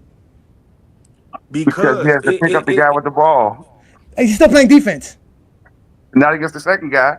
The guy doesn't have the ball. I don't have to worry about him. I'm still protecting the rim. But if like I said, if you play, once you go up and for a layup and you dump it back down to the second guy, the defensive player doesn't have enough time to recover. That's a lie. Y'all saying that? No, now you're taking a contested pass because now you're asking him to go in the air and make a pass in the air. You always was told in basketball, don't jump without knowing what you're going to do. Man. So now you want him to jump. Wait. So now you want it? No. Oh wait, George. Wait a minute, George. George. Are you saying that in basketball there's not a rule, a one-on-one basketball rule, to not jump with the ball without knowing what you're going to do with it? That is a rule. They know what they gonna do with it. Okay, so that means it's either you're gonna jump to take a contested pass or jump to take a contested layup. Either way, it's contested. It is easier to take the open shot or the pass that is not contested, which is to the man in the corner for the three-pointer, because there's nobody stopping that pass nor nobody guarding it. Okay. That's why you don't know basketball. That's why you need to stay on FYF with Lamar. You don't know. That's why you need to stop hollering and screaming and sweating when you lying. I'm not lying. Just stop it. I'm not lying. Yes, you are. I broke down your scenario to you and why you don't know basketball. You broke it down to fit your narrative, but you couldn't break it down the way I said it. What narrative is that, George? What narrative is that? Your narrative is that you're always right when you're wrong. That's not my narrative. My narrative is I'm a basketball fan and I understand why they shoot threes. No, because you see it every day and you don't realize it. I'm not here to be right, motherfucker. I'm here to show the facts, man. I don't care if you agree with me or not. I'm not here for your approval. I'm not here for your validation. You obviously don't know the game of basketball. I'm here to talk the game. I'm talking the game with you, and now you're so upset with me because you can't talk the game. So now you want to make it personal and make it seem like I'm saying something I'm not. I don't give a fuck what you think of me. I have my own life. Come on, man. There's a contested shot. Then you switched it and said it's a contested pass. That's what I'm saying. It is contested. He's jumping. He's jumping in the air to make a pass versus why is he not making the layup? He's not jumping to throw the ball across the court. So why? He's jumping the ball to drop the ball off to the man who's under the basket. And that's the second person. And there's a man contesting him. No, the man has already contested the ball, the guy with the ball. He can't do both. To make a pass, the guy he has to make a contested pass. Again, he has to make a contested pass. Because there's a defender stopping him from making the pass and scoring. It's not like the defender's not there. And we move on. I do not agree with George. This is a ridiculous argument at this point. This is really a ridiculous argument. No, it's not a ridiculous argument. Y'all got to stop saying that because this is why GOAT James Kingdom exists, to expose these lies. Today's show is not a... That's ridiculous when he don't understand. And he keep going over and over it. He keep going over the same thing. He don't understand. You're right. He don't understand. I'll stop. Listen, Brandon put the leash out on me, y'all. Go ahead. My thing is that what are players supposed to do? So are they like if people have a problem with the 3-point shot, are they supposed to go back to twos or are they supposed to keep driving to the basket? They want them to drive the rim into Like, contact. No, they want them to step inside and take a 20-foot jumper or 18-foot jumper. They want them to take mid-range shots. That's all. That's all it is. Man, wait, whoa. The game to be different, do y'all start describing Michael Jordan's game though? I really don't understand that. I really on the fast break. Because Michael Jordan's game of basketball is the horrible game of basketball that the majority of the casuals think is the best brand of basketball. And that's why they complain now. They can't appreciate the game of basketball because they think taking a contested 20-foot jumper is good basketball. But taking a wide open 3-pointer is bad basketball. This is why we can't have. That's why they get exposed. That's what he's saying. Wait. This is not that is not the argument. Why is y'all saying that? That is not the argument. If somebody come and say about the game of basketball, they taking too many threes. They're not saying don't take no threes. They're saying you're taking too many of what you're doing. And they're losers. And they're going to lose. When people are shooting threes from where LaMelo Ball shoots threes from. Okay, what are they supposed to do? Okay, what should they do? Just tell us. What should they do? No, what I'm asking ain't nobody saying not to take threes. You can take threes. They said they're taking too many. They want them to post up more. That's all. They want more post ups and more layups. Brandon, post up the Rudy Gobert. Brandon, should I get the ball to Rudy Gobert? That's what they want. That's exactly what they want. They want me to go to Bam in the post more. They want me to go to Bam in the post more. They want to go to Anthony Davis in the post more. That's what they want, right? That's what they want. Go to Anthony Davis in the post. Even though Anthony Davis doesn't score in the post that much. Yeah, they don't know basketball. They believe that everyone should shoot dunks and layups instead of threes. But why is it? I can't believe y'all don't understand me. Hold on, y'all. Yeah, I understand the hypocrisy, B-Lee and A. Johnny. I understand that. I understand it's ridiculous, but I want them to give me answers. What are they supposed to do? They just keep saying there's too many threes. So what should they do? You're not listening to what I'm saying. The problem is I'm not saying they're shooting too many threes. I'm saying they're shooting dumbass threes. I don't want to see you shoot a three from half court when you don't make them. So what should they do? There's only a few players that shoot long distance threes like that. Shoot a regular three. Why are you shooting like LaMelo Ball? You're not LaMelo Ball. There's only a few players who's doing that. But a lot of players do that. No, they do not. No, they do not. Today they got data. I don't know the data, but they got data they document the amount of contested threes there are. So if you want to, you can pull up the data and prove to us that the X, Y, and Z, the league is shooting these amount of contested threes. That's why it's dumb basketball. So instead, I would like you to. I'm not saying it's dumb basketball to shoot threes. What I'm saying is no. I got what you said. No, hold on. I got what you said. Go ahead, Sean. Go ahead. I'm sorry. I got what you said. You're saying they're taking stupid threes. It's not because they're taking too many. They're taking two stupid threes, like contested threes, right? So what I'm saying is that if you can try to go find the data the NBA has for the amount of contested threes players are shooting. And so I would like to see you pull that up. Nah, this one I'm gonna pull up. Because Brandon got something to bring up. This one I'm gonna pull up. Matter of fact, the NBA was so horrible in the 90s that they were begging the NBA to shorten the 3-point line so players actually take more threes. moving in the three-point line? Maybe not as close as college rules, but is that possible? Yes, when we play at the McDonald's Open, we have a diplomatically negotiated three-point line in Europe. It's usually at about 22 feet, someplace between the international line and our 23.9 at its highest at the key. But I think that's something that the steering committee has been looking at very closely, as well as after the Olympics, the whole issue of the trapezoid, the Olympic lane. Those are two issues that come and go. But as the scores get lower, my guess is the competition committee is going to want to look at it a little more carefully.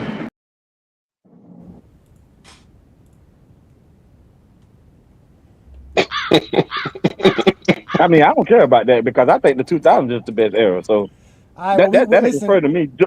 George, any of y'all got something to say about that? Hey, They should have left the game the way it was. That's why you're losing ratings right now. Let me tell you something. I bet you cash money if the NFL would have put any game in that time slot on Christmas Day, you would have lost to the NFL. That's like you lost during the day to the NFL. False. Hey, the guy that said that you have would threes. Kansas City against Buffalo or against Baltimore during that time slot, you would have lost ratings the same way you lost during the day. That's why they had to come out. That's why they had to come out and say what the Warriors-Lakers game did in 5 years. In 5 years. Exactly. So if the NFL, that's why the NFL played on Christmas Day to challenge the NBA. So next Christmas, you might see something way different than what you saw today. It doesn't matter. More people have Netflix than they have Disney Plus. What was you saying, Lamont? No, my question was for the guy that said they taking half-court threes, bad threes. Give me an example of a player that is taking these consistent half-court threes that shouldn't be taken. I don't think a player like Shaedon Sharpe should be shooting like those deep. Okay, that's my team. Shaedon Sharpe shoots about 4 threes a game. He definitely don't shoot it from half court. That's a lie. You just made that up. That's my team, the Portland Trailblazers. You just lied. I've seen. He barely shoots threes. One shot like that. You just lied. Wait, Lamont, y'all. You see, this is why. Listen, this is why Goat James. Just because you don't do something on a regular. No, just because wait. You just said they get on a regular basis.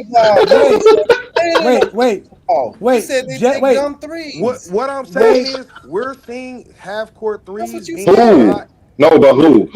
Don't lie and put it on Shaedon Sharpe because I'm a Portland Trailblazer fan. That's my team. And you just lied because you didn't think nobody here was a Portland Trailblazer fan. No, but wait, Lamont, stop lying on Goat James Kingdom and not going to do your fucking research. If you go look at the NBA teams that shoot outside of 25 feet to 29 feet, which the NBA keeps a record of, the Knicks take the most shots from that range. They shoot 41.7%, damn near 42% from that range. Ladies and gentlemen, that's incredible. The next team, the Cleveland Cavaliers, one of the best teams in the NBA, shoot 40%. Look at all the teams and how many shots that they take and how good that they shoot from that range. None of these teams shoot bad from that. So that means it's not a bad shot. That means it's not a bad shot. It is actually a good shot. It's a good shot. That's making up players. I just want them to drop them Jordan Poole step back dumbass threes. Don't be. I just want them. If you're making them at 35% or better, yes. Yeah, but y'all always go to the anomaly players. Y'all literally go to the lowest hanging fruit player that we all know takes bad shots, and you use him as an example for the entire league. We all know that Jordan Poole takes boneheaded shots, so you run to him and use him as an example for the entire league. That's a lie. Like I say, give me an example of just even last night or a game over Christmas where players were consistently taking bad half-court threes that weren't going in. Oh my God! Wait a minute! I didn't watch the Wait a minute! Y'all making stuff up, man. Y'all making it up. He just said he didn't watch the games on Christmas. No, he can't even give me an example of any game. He can't even give me an example of a game this month. He just made it up. To add on to what you just said, everybody who was talking about the NBA taking too many threes, they're running to the Boston Celtics to sit here and say they're taking 50-some threes a game, even though the average, like Johnny said, 37. Hold on, not only that. I just looked at it. Out of all 30 NBA teams, and out of all these teams that we're talking about, that were taking shots that from 25 to 29 feet, which is like these guys can say the logo shot. Every team, there's only 13 teams that shoot less than 35%. And 2 of those teams shoot 34.8, so they're just under 35%. That's not a bad shot, ladies and gentlemen. That's why you guys are horrible for the NBA, because instead of praising these guys for how good that they can shoot, you want to continually think that because they're taking this shot from this distance, it must be bad, because you guys are used to Isaiah Thomas shooting from there, Joe Dumars shooting from there. You guys think that Reggie Miller that's why Reggie can't shoot from here. Those guys were not good shooters like today's NBA players, and that's why you guys don't want to accept. Today's players are just better shooters than the guys in the past. Stop lying on the NBA because you still think the 1900s basketball is the best form of basketball. It is better. You guys should not talk about, if you did not watch Christmas, who said they didn't watch Christmas Day? Because I can kick them off the panel right now. Because if you wasn't watching the guy that said they chucking up threes. Who said that NFL is better? You was already an NFL fan. Go watch NFL. You won't never see me on an NFL program. I will never talk NFL on an NFL program because I don't watch it. So don't come on a GOAT James Kingdom platform talking basketball and you don't watch it. I'm tired of this. I'm on y'all thought I was bad in 2024. 2025, Johnny's about to get real vicious on y'all because I'm tired of this. Y'all got to stop talking bad about the NBA. The NBA is doing fine, completely fine, and it would do better if all you Zesty Jeffries stopped watching and stopped talking about it. That's the facts. That's not the facts. Come on, man. That is the facts. What That's does the Jordan facts. have to do with it? Jordan didn't even mention nothing about the NBA rating. Because everybody who's complaining, I guarantee you, everybody who's complaining about the NBA got Jordan as their GOAT. What does Kobe know? That's their opinion. So what? Just like Jordan being the GOAT is their opinion. It ain't based on facts. Exactly. That's my point. Just like you got and the NBA being bad is, and the NBA being bad is based on your opinion, not facts. Me saying you the game is good is based on facts. It's really based on your opinion because the numbers say different. What's the 2 facts? They're losing ratings, right? The numbers say no, they're not. No, they're not. They got more people watching today. They got more. They got more people. Listen, they got more people watching today's NBA than ever. I got a Facebook group that Brandon and I run with like 30,000 Filipinos alone, just Filipinos that watch basketball from the Philippines. And you think they're gonna sit here and listen to George and Mingle Jester about basketball ratings? Just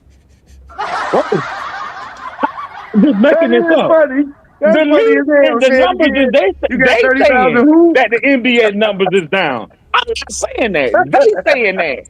The league is saying that the numbers is down. I didn't make that up. Again,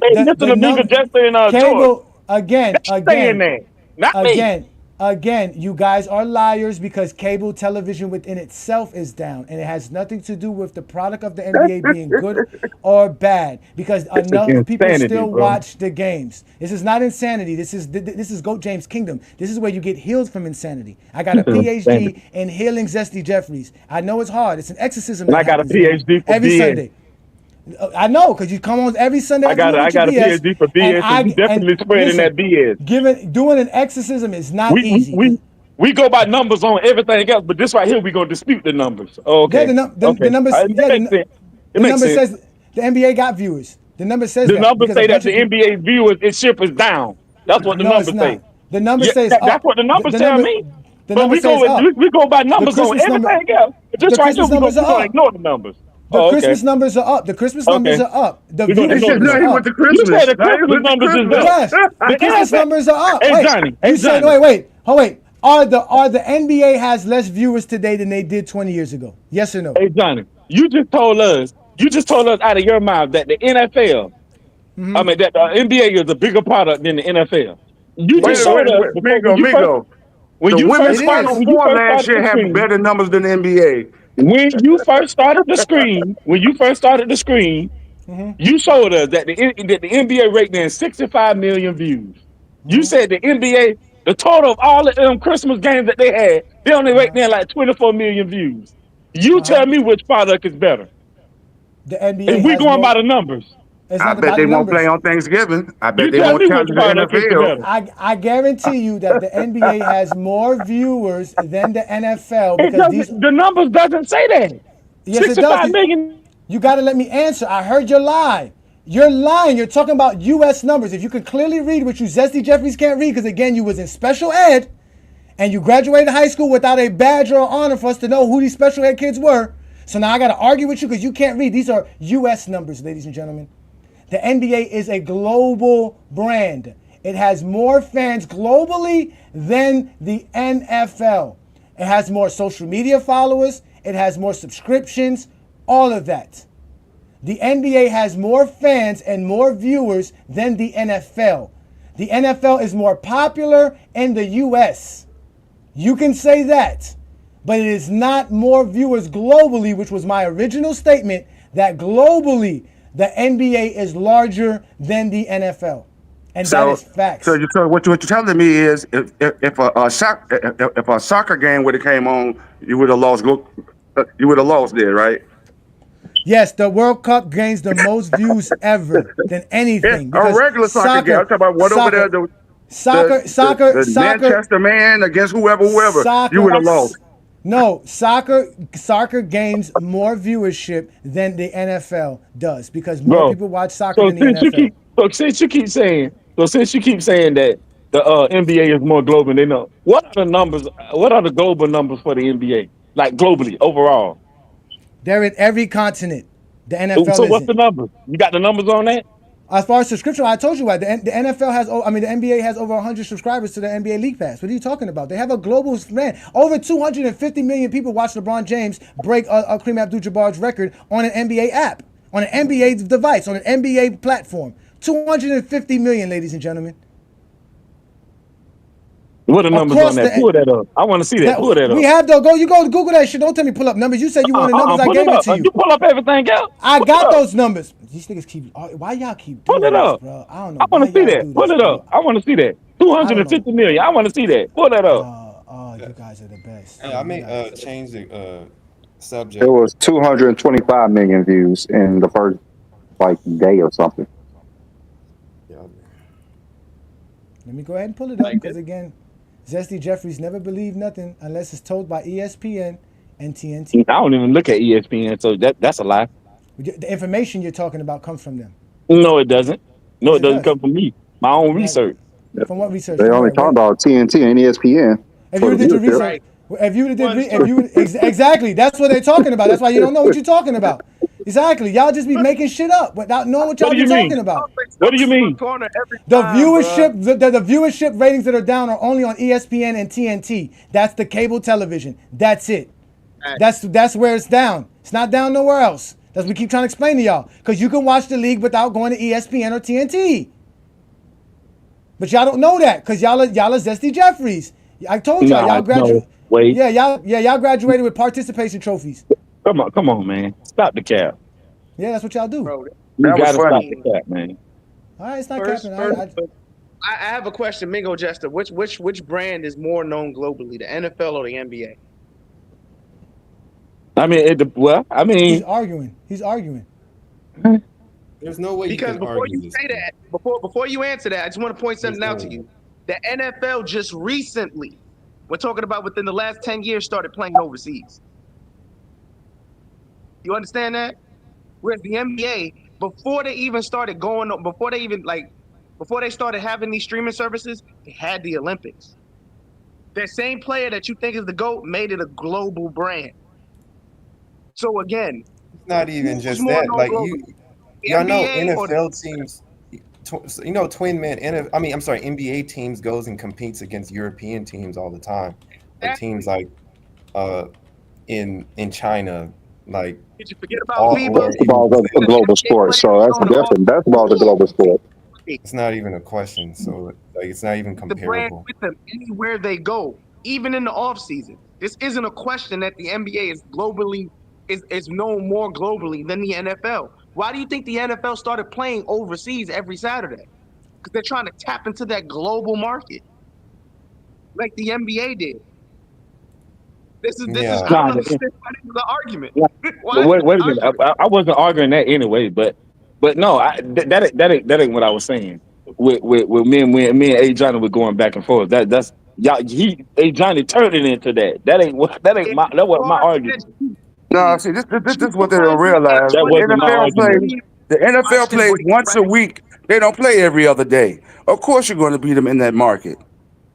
No. Again, Yes. the They only play once a week. The game peaked at 3.7 million people in the third quarter on TNT. But the game and the historic moment also generated around 225 million video views on NBA social and digital platforms, which is the most ever for a regular season game. Because the NBA has over 200 million fans across the globe easily. Why are you typing all caps? Was any other major sports playing on their day? Doesn't don't matter. That was a historic. Yes, it does. Because the NBA. These are NBA fans. They're not you, George. They're the NBA fans. They go watch it. They're not you. I mean, that was the greatest regular season game ever. What you talking about? Everyone was watching it. That wasn't the greatest regular season game ever. Did he just say that? What was greatest. No, wait. What was a greater regular season game than that? B-Lee, that was the greatest moment ever. Not greatest NBA game. You got to be specific. That was the greatest moment. The greatest regular season game ever. Moment, whatever you want to put in it. That was number one. That was the greatest moment ever. That was the greatest think of another one. LeBron's moment, breaking career record. That was a moment. That was not the greatest game. The greatest moment. That was that moment. It wasn't the greatest game. Because you remember, the Lakers lost that game, if you remember. It wasn't the greatest game. It was the greatest moment. That's cool. I wanted to ask you, what do y'all think about the D'Lo trade, man? That's crazy. Nobody care about that damn D'Lo trade. Hell. Look at B-Lee. B-Lee tripping. I'm going to kill about that damn D'Lo trade. I'm curious because I saw it in the chat. I meant to go look it up. Who did the Lakers get for D'Lo? They got Darwin or something. Not Darwin. Finney Smith. Dorian. I'm sorry, Dorian. Yeah. He's a small forward. He's a small forward. But he's a wing player. He's a wing player. He shoots 43% from the 3-point land. But if we let George speak, he shouldn't take those shots. He should go to the actual paint and try to score better. I think he's a better. I'm pretty sure he's going to shoot 20% with the Lakers. Well, my bad. He shoots. Yeah, he shoots 30. What happened? He shoots. If he plays the same consistency he does, and his whole game is finna change because he's playing with you know who. He's not going to play the same way. He's not going to get the same shots. All that's cap is what y'all said. He's about to get wide open shots that he can't make. Bro, so wide open shots that he can't make. They got Dorian Finney-Smith and Shake Milton, right? Bro, George, you just saying shit, bro. You don't even know what the fuck you're talking about. I do know what I'm saying. Wait. In transition. You don't know what the fuck you saying. In transition at the rim, what's it called? Mr. Smith here, Dorian Finney-Smith shoots 61%. That's not better than his three-point shooting as far as being efficient. He's more efficient shooting a three than going to the rim. He's a better catch and shoot player. He's not a player that plays with the ball in his hand. So that's why it's like when George was talking, it'll actually be a better fit than D'Lo, who's more of a playmaker. Like they replacing him because they don't have. Okay, remember those words and what you're saying. Here's why they want to go play in LA, and their percentages went down. Better. I'm not guaranteeing that. I'm saying that No. You guessing. You hoping. I'm not. You guessing. You've been guessing this whole show. It's not no better. Oh my God. You don't know basketball, George. I do know. He's not going to play the same way. He's not going to get the same shot. He's going to be in a different role. He's going to get more open. Yeah, exactly. He's going to get more open shots. He's going to get more open shots because Anthony Davis and LeBron James get to the rim. So he's going to be open for threes. On paper, it's better because he plays better. And he plays better defense than D'Lo can play. The fact that paper is recyclable. He definitely play better defense. But what does Shake Milton shoot from three though? Who? I mean Shake Milton. My bad. Shake Milton. My bad. Who? That's the other player they got there. And didn't the Lakers get Shake Milton? He's not even that matter. He's not even that of that magnitude right now, bro. I'm just. So you trying to say he ain't gonna get no burn? He ain't gonna get no play time?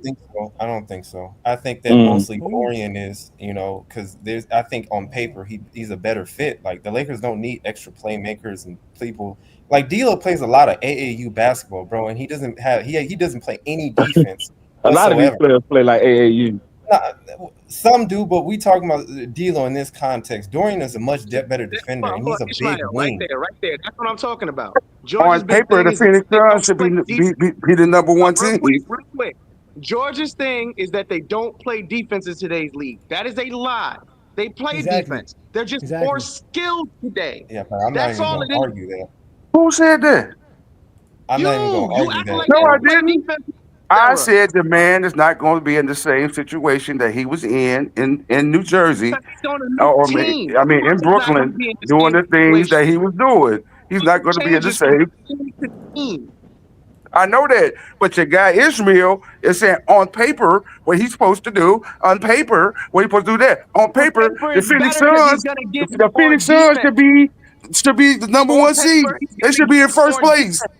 Why? That ain't got nothing to do with what I'm talking Why? about. Why should Phoenix Sun be number one? What paper says they should be number On one? paper, because of the players that they have, and they starting five, and the first man coming off the bench. They should be in first place. That paper don't say that. I don't know what paper you watching. Okay. But we all know these games is not played on paper. I don't know why y'all sitting here talking about on paper. I've never heard Phoenix have the best team on paper. Who? The Lakers suffer tremendously on defense, and the fact is that the guy Dorian is a better defender. He's an athletic wing. I guess he has some athleticism, and he's long and he's big. Like he's 6'7". If the Lakers don't get a center, this will be supposedly this is supposed to be a much better help. Like he's like an in between, like a Rui and a Vando. At least he can shoot. And then at the same time, he can give better defensive effort than Rui, because Rui is very lazy on defense. And so instead, if they don't get a center, they're able to at least help on the defensive side because he's long and big. He can actually handle a multitude of areas on the court. Yeah, but he's not big enough though. He's 6'7", bro. He's 6'7". He's not the guard guys like Jokic and guys and guys like Derek Lively. They're gonna do him real bad. He ain't big enough. He's inconsistent though. They're gonna put Rui on him. They're gonna put Rui on Joker like they always did. He ain't big enough. I'm not saying that. That's all I'm saying is because a lot of times they don't have the defenders to be able to guard a lot of quick and fast, athletic, offensive-minded guards, and so that he's going to be better in the it's going to take pressure off of AD in that aspect if they don't get a center. That's what I'm saying, because a lot of times that AD has to cover what the defensive guard, the guards aren't able to do on the defensive side.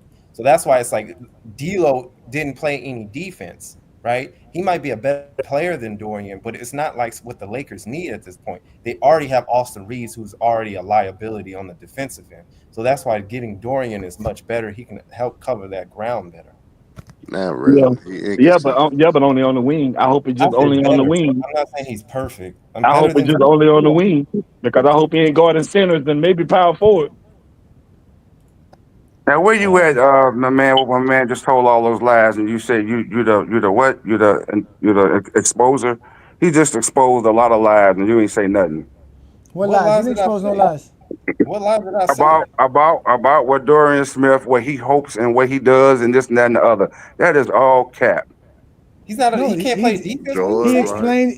That is all cap. You didn't say nothing, bro. Wait. He's saying that he's better than other guys, though. So he explained how Dorian Smith would fit better with the Lakers than D'Lo has been because of what the things that Dorian Smith can do compared to what D'Lo did. I think D'Lo got too much brain, got too much flag though. So you're gonna tell me a small forward and a point guard is going to make a bigger difference than what you actually saw with D'Lo playing? Yeah, because D'Lo's style of play requires him to be more of the shooter. He's coming off the bench now, and he's a liability on defense. So, yeah, like he said, with the way the Lakers are playing, using Austin Reeves and LeBron as the ball facilitators, now you don't really need D'Lo. You would need somebody to come off the bench. Okay. Y'all ask questions and don't let nobody answer no questions, bro. When the season's really over, done, but go ahead. I wasn't done, but go ahead. Don't tell me when the season's over, because you hoping and trying to look into a crystal ball. You don't know what's gonna happen between now and April. You don't know what's gonna happen. No, I don't. Okay, then. But the history proves itself, right? Yeah, the history proves that LeBron James be winning. That's what that proves. I'm gone. I'm gone. Yeah, be gone. Bye. Nobody cares for your lies. Nobody You cares said about your lies. the history proves what? LeBron be winning. Okay. You capping, son. He gonna make his 18th playoff appearance this year, right?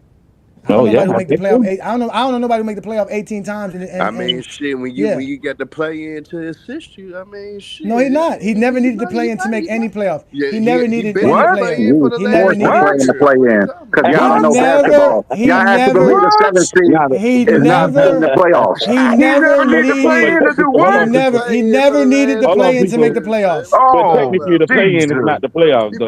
Like, you have to still win in order to take get away the play-in. He'll still be in the playoffs. Tell me the time. Oh wait, you can't use that. The play-in is the play-in. Like I said, take away the play-in. He's still in the playoffs, no matter what. He don't need the play-in. Herman George, tell me the time LeBron James made the playoffs as the 9th or the 10th seed. Yeah, use common. I'm asking you a question, Herm. When did LeBron James make the playoff as a 9th or 10th seed? Now you want to put in seeds, nigga. Now you want to put. I mean, you just said he needed to play in. He did need to play in. He didn't need to play in. He was forced to play it. I'm asking you, the teams that need to wait. The teams that need to play in are the teams that wait. No, because you lying. Because the teams that need to play in are the 9th and the 10th seed. The 9th and the yes. Did he play in the play-in? Because the 8th and the 7th seed do not need the play-in. Playing in the play-in doesn't mean you need it. You're trying to equate needing it and playing in it as the same. That's a lie. Stop lying on GOAT James Kingdom. Did he play in the play-in? That's not needing it. No, it don't matter. He play in the play-in. He was forced to play in the play-in. That is not needing it. That's not needing it. That's not needing it. That's not needing it. I mean, did y'all ever watch basketball before? This is y'all first time watching basketball. We've never argued LeBron James never played in the play-in because he beat Stephen Curry in the play-in. We've never argued this. Lost in the play-in, then what? He did. They would have lost in the play-in, then what? He didn't. But did he? But did he? That's the whole point. But did he? But did he? But did he? It's like talking to a wall with these dudes. It's like talking to a wall. Exactly, and then they get mad. Like talking to a wall. You don't have no logic. Don't understand basketball. Just say y'all stupid lying. shit. Lying. Ain't got nothing to do with none of that. Lying. It does have to do with season. Why are you talking to play-in?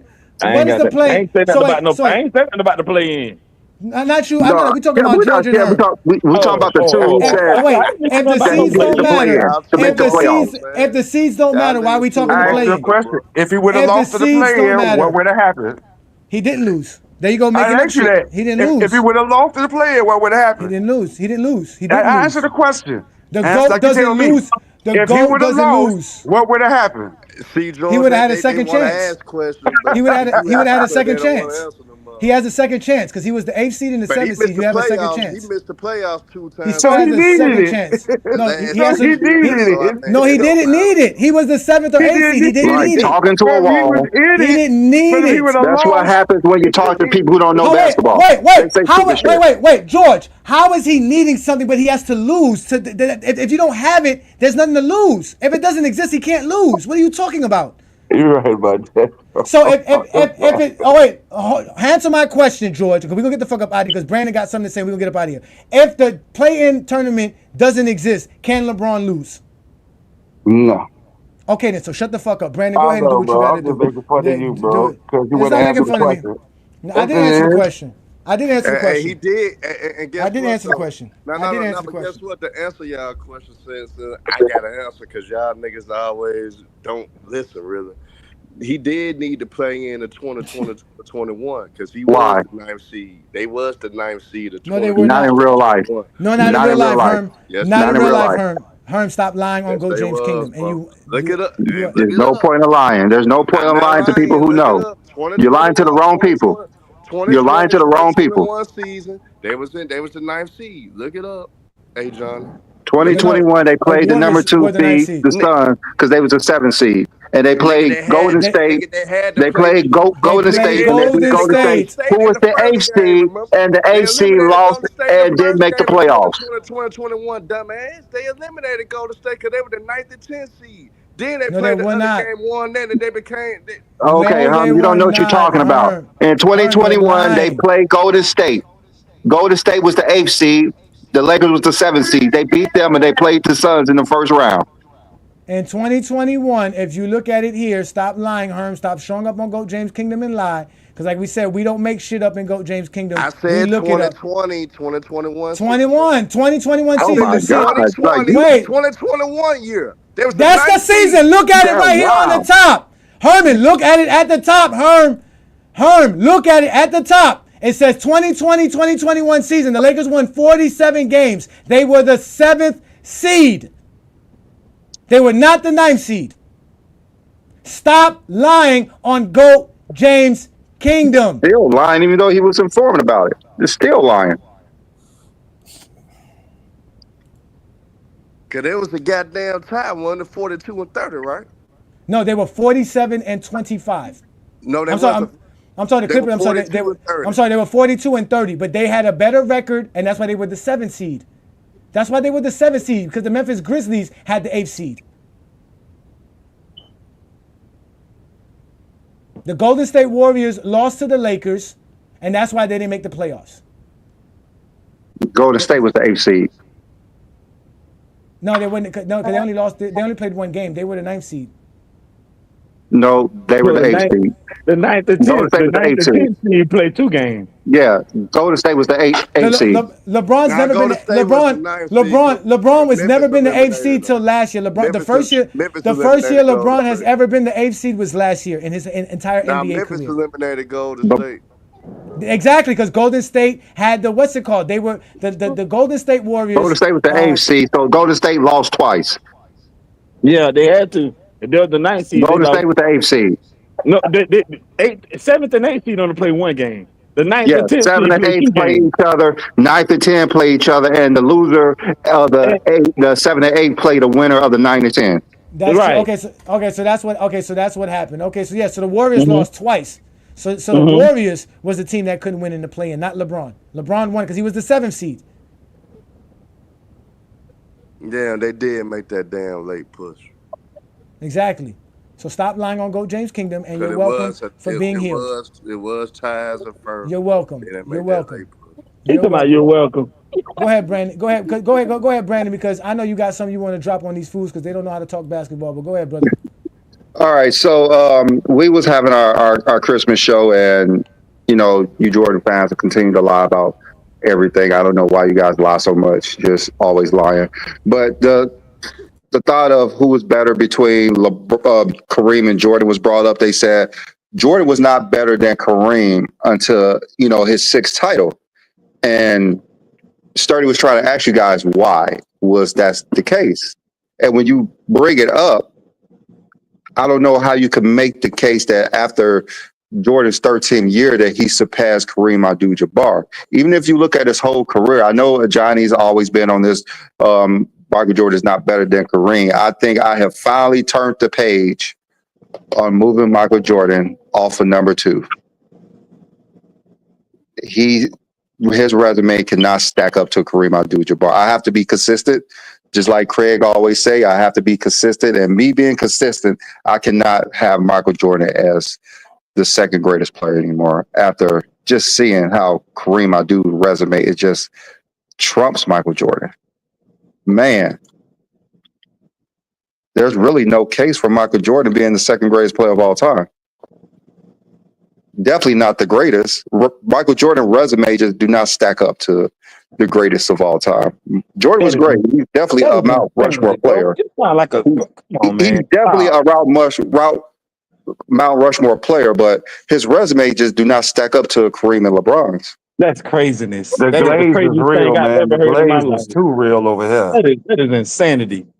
What's so insanity about it? What's so insanity about it? Brandon, did you show him the other grass right now? But boy, that's insanity. Did you show him the other grass, Brandon?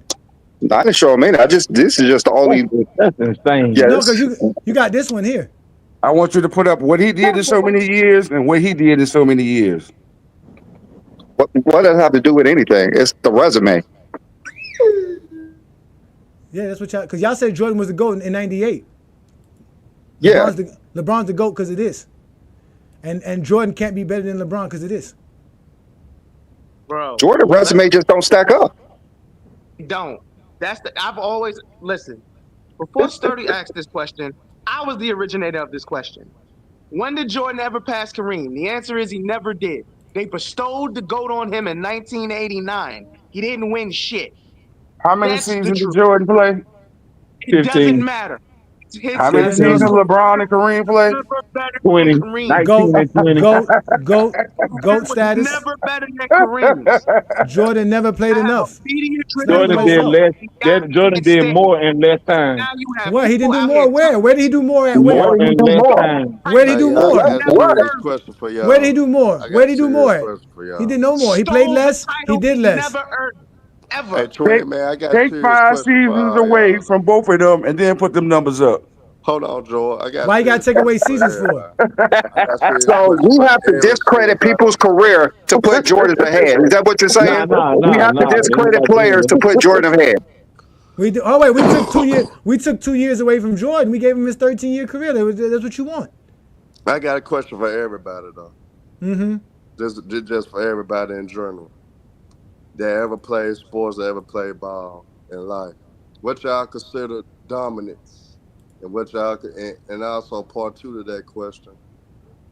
What's the whole when you play sports? What's the purpose of playing? Are you trying to win or trying to lose, or are you trying to focus on your individual accolades? What is Everything you're saying do not make Jordan the GOAT. Nah, I'm just asking you a question. This ain't got nothing. Okay, we don't have to do with Jordan. What the whole point is, of course, to win. When you hit nerves, they holler. If Shaq cared about winning, he would have over money. He would have stayed in Orlando. If Shaq cared about winning over money, he would have stayed with the Lakers. Don't ask me because I don't play professional sports. I didn't take the time to get good at what that. Yeah, when I played sports, I played it for fun because I was a kid. I was a child. It wasn't that important. It wasn't. My livelihood didn't matter. If that's the case, then why y'all get mad at players for taking less money to win championships instead of staying on the team that could pay them more and have all their stats and all their glory? Because obviously, because y'all are hypocrites. Exactly. So stop asking us. Whoever said hey Johnny, say it again. Say it again, hey Johnny. Whoever said that though. Y'all say that. Y'all make fun of Chris Bosh because y'all say because George said. Y'all say Chris Bosh. Chris Bosh took less money. Chris Bosh took less money and did less stats to win championships. You guys criticize him for that. No, I didn't. I say Chris Bosh should get more praise actually. Why? Because he won championships. Because he won championships. Not for staying. Why you don't give him praise? Why you don't vilify him? Why don't you criticize him? And he sacrificed for the betterment of the team. What team? He went to another team. What happened to the team he was on? What happened to the team he was on? What happened to that team? And he's still a Hall of Famer. He still was making an All-Star. Yeah, because he went to championships. Because he won championships. He was one of the best defenders at his position. Y'all don't praise. Where does Chris Bosh rank on all your all-time lists, sir? I mean, Chris Bosh is still not a top 5 power forward, but he's still a Hall of Fame caliber player. He's a Hall of Fame. Is he better than Karl Malone? I don't like to talk about Karl Malone, but no, he's not better than Karl Malone. Exactly. Then, so championships don't matter. Stop bringing up championships and what they were winning. Karl Malone. No, but I'm just saying. Everybody wants to win. Everybody wants to win. Everybody wants to win. Everybody wants to win. Everybody wants to win. Niggas to admit Tim Duncan was better than Karl Malone, even when Tim Duncan won a couple. I know. Niggas was still saying Karl Malone was better than Tim Duncan. Exactly. So you bringing up that point doesn't mean anything. No, it proves my point. It proves my point. And y'all want to talk about other niggas. Stop. Why? Why you want to talk? Why y'all want to talk about me? See, y'all play sports. What y'all look? This is what we'll do. This is what we do. I'll do this.